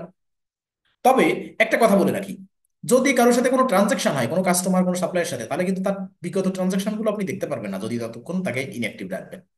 ঠিক আছে, এটাও কিন্তু একটা বিষয় মনে রাখতে হবে, যে যদি তার সাথে ইতিপূর্বে কোনো ট্রানজাকশন থাকে তাহলে কিন্তু ওটা কিন্তু ইম্প্যাক্ট পড়বে আমার ফিনান্সিয়াল যে বিষয়, তাতে কিন্তু ইম্প্যাক্ট পড়বে, যে আমার তার সেই ডাটা আমি কিন্তু দেখতে পারবো না, তার সাথে দুটো ইনভয়েস থাকলেও কিন্তু দেখতে পারবো না। ঠিক আছে, এটা মাথায় রাখতে হবে। এখন এখানে মেক ইনঅ্যাক্টিভ করা হয়েছে, এবার কিভাবে আমার যদি মানে ইনঅ্যাক্টিভ করা হয়েছে, এবার দেখবো কিভাবে, এই গিয়ার আইকনে উপরেরটা না, এবার আছে, আগেটা ছিল কাস্টমার সেকশনের গিয়ার আইকন, এবার আছে সাপ্লায়ার সেকশনে গিয়ার আইকন। ওকে, এখানে যাব, এখানে supplier, company name, phone, email, আমি ধরেন অ্যাড্রেসটা দেখাতে চাচ্ছি, তাহলে কি হবে, এই অ্যাড্রেস দেখাবে। ধরেন আমি ফোন নাম্বারটা দেখাতে চাচ্ছি না, তাহলে টিকমার্ক উঠাই দিব, মানে যেটা দেখাতে চাই সেটা টিকমার্ক দিব, যেটা দেখাতে চাই না টিকমার্ক উঠাই দিব। ওকে, এবার এখানে চলে আসছে। এবার আমি এখানে এসে গিয়ার আইকনে এসে আমি কি করতেছি, ইনক্লুড ইনঅ্যাক্টিভ। আর এখানে পেজ সাইজ কত দেখেন, আগে পেজ সাইজ সেট করি, এখানে 50, এখানেও 300 দেওয়া যাবে, যে এক পেজে 300 কি ধরবে, সাপ্লায়ার ধরবে এক পেজে 300। আর এখানে আমি যদি আসি আদার, আদারে সবসময় আদার বলতে একটা অপশন থাকবে, আদার বলতে অপশন থাকলে এখানে ইনক্লুড ইনঅ্যাক্টিভে যখন টিক মার্ক দিবেন তখন হচ্ছে যে ইনঅ্যাক্টিভ করা যেগুলো সেগুলো শো হবে, তবে ব্র্যাকেটে ডিলেট লেখা থাকবে। ঠিক আছে, ডিলেটেড। তা আমি শো করাতে পারলে তো আমি অ্যাক্টিভ করাতে পারবো, কিন্তু শো যদি না করাতে জানি তাহলে আমি ইনঅ্যাক্টিভটাকে অ্যাক্টিভ কিভাবে করবো? আগে শো করাতে হবে, তারপরে স্টেপ হবে মেক অ্যাক্টিভ। দেখেন এখান থেকেও মেক অ্যাক্টিভ ক্লিক করলে মেক অ্যাক্টিভ করা যায়, আবার এখানে টিক মার্ক দিয়ে ওই সেম যেখান থেকে ইনঅ্যাক্টিভ করছিলেন ওখানে যে ব্যাচ অপশন থেকে মেক, না এটা তো মেক ইনঅ্যাক্টিভ, ওখান থেকে এভাবে যাচ্ছে না এবার। আচ্ছা, এখানে কেটে দিই, কেটে দিয়ে ওরা মাঝে মধ্যে চেঞ্জ আনে, এমন এমন চেঞ্জ আনে যে দেখে গেছেন একটা, একটু পরে আপডেট করে আরেকটা করে ফেলতেছে। ঠিক আছে, এই জন্য একটু আপডেটেড থাকতে হবে বিভিন্ন বিষয়ের সাথে। তা আপডেট এমনই যে আপনাকে মেনশন করবেন না ঠিক কুইক বুকস আজকে কেমন ছিল, কালকে কতটুকু আপডেট হয়েছে, আপনি যতক্ষণ ওই কাজটা পরবর্তীতে করতে না যাবেন দেখবেন নিত্য নতুন অনেক কিছু খুঁটিনাটি আপডেট নেই। কিন্তু এমন কোনো আপডেট নেই না যা একদম পুরো উল্টো পাল্টায়, ব্যাপারটা এরকম না। মানে জাস্ট এই টুলসটা এখানে ছিল, ওইখান থেকে এখানে আনছে, এখান থেকে এই নাম করছে, এই এই ধরনের, বড় কোনো মেজর আপডেট না। ঠিক আছে। আচ্ছা, মিস্টার রবার্ট ডিলেটেড, এখানে এসে আমি মেক ইনঅ্যাক্টিভ মানে সরি অ্যাক্টিভে ক্লিক করে দিলে অ্যাক্টিভ হয়ে যাচ্ছে। তাহলে এডিট করা, make active, inactive, customer, supplier, কিভাবে ম্যানুয়ালি অ্যাড করতে হবে, কিভাবে বাল্ক আকারে অ্যাড করতে হবে, অ্যাক্টিভ ইনঅ্যাক্টিভ এডিট সবকিছুই দেখলাম। এখন দেখেন, আশা করি দুটোর কোনোটায় কনফিউজ থাকার কথা না, তারপর যদি কেউ কনফিউজ থাকেন আমি রেকর্ডটা বন্ধ করলে একটু জানাবেন।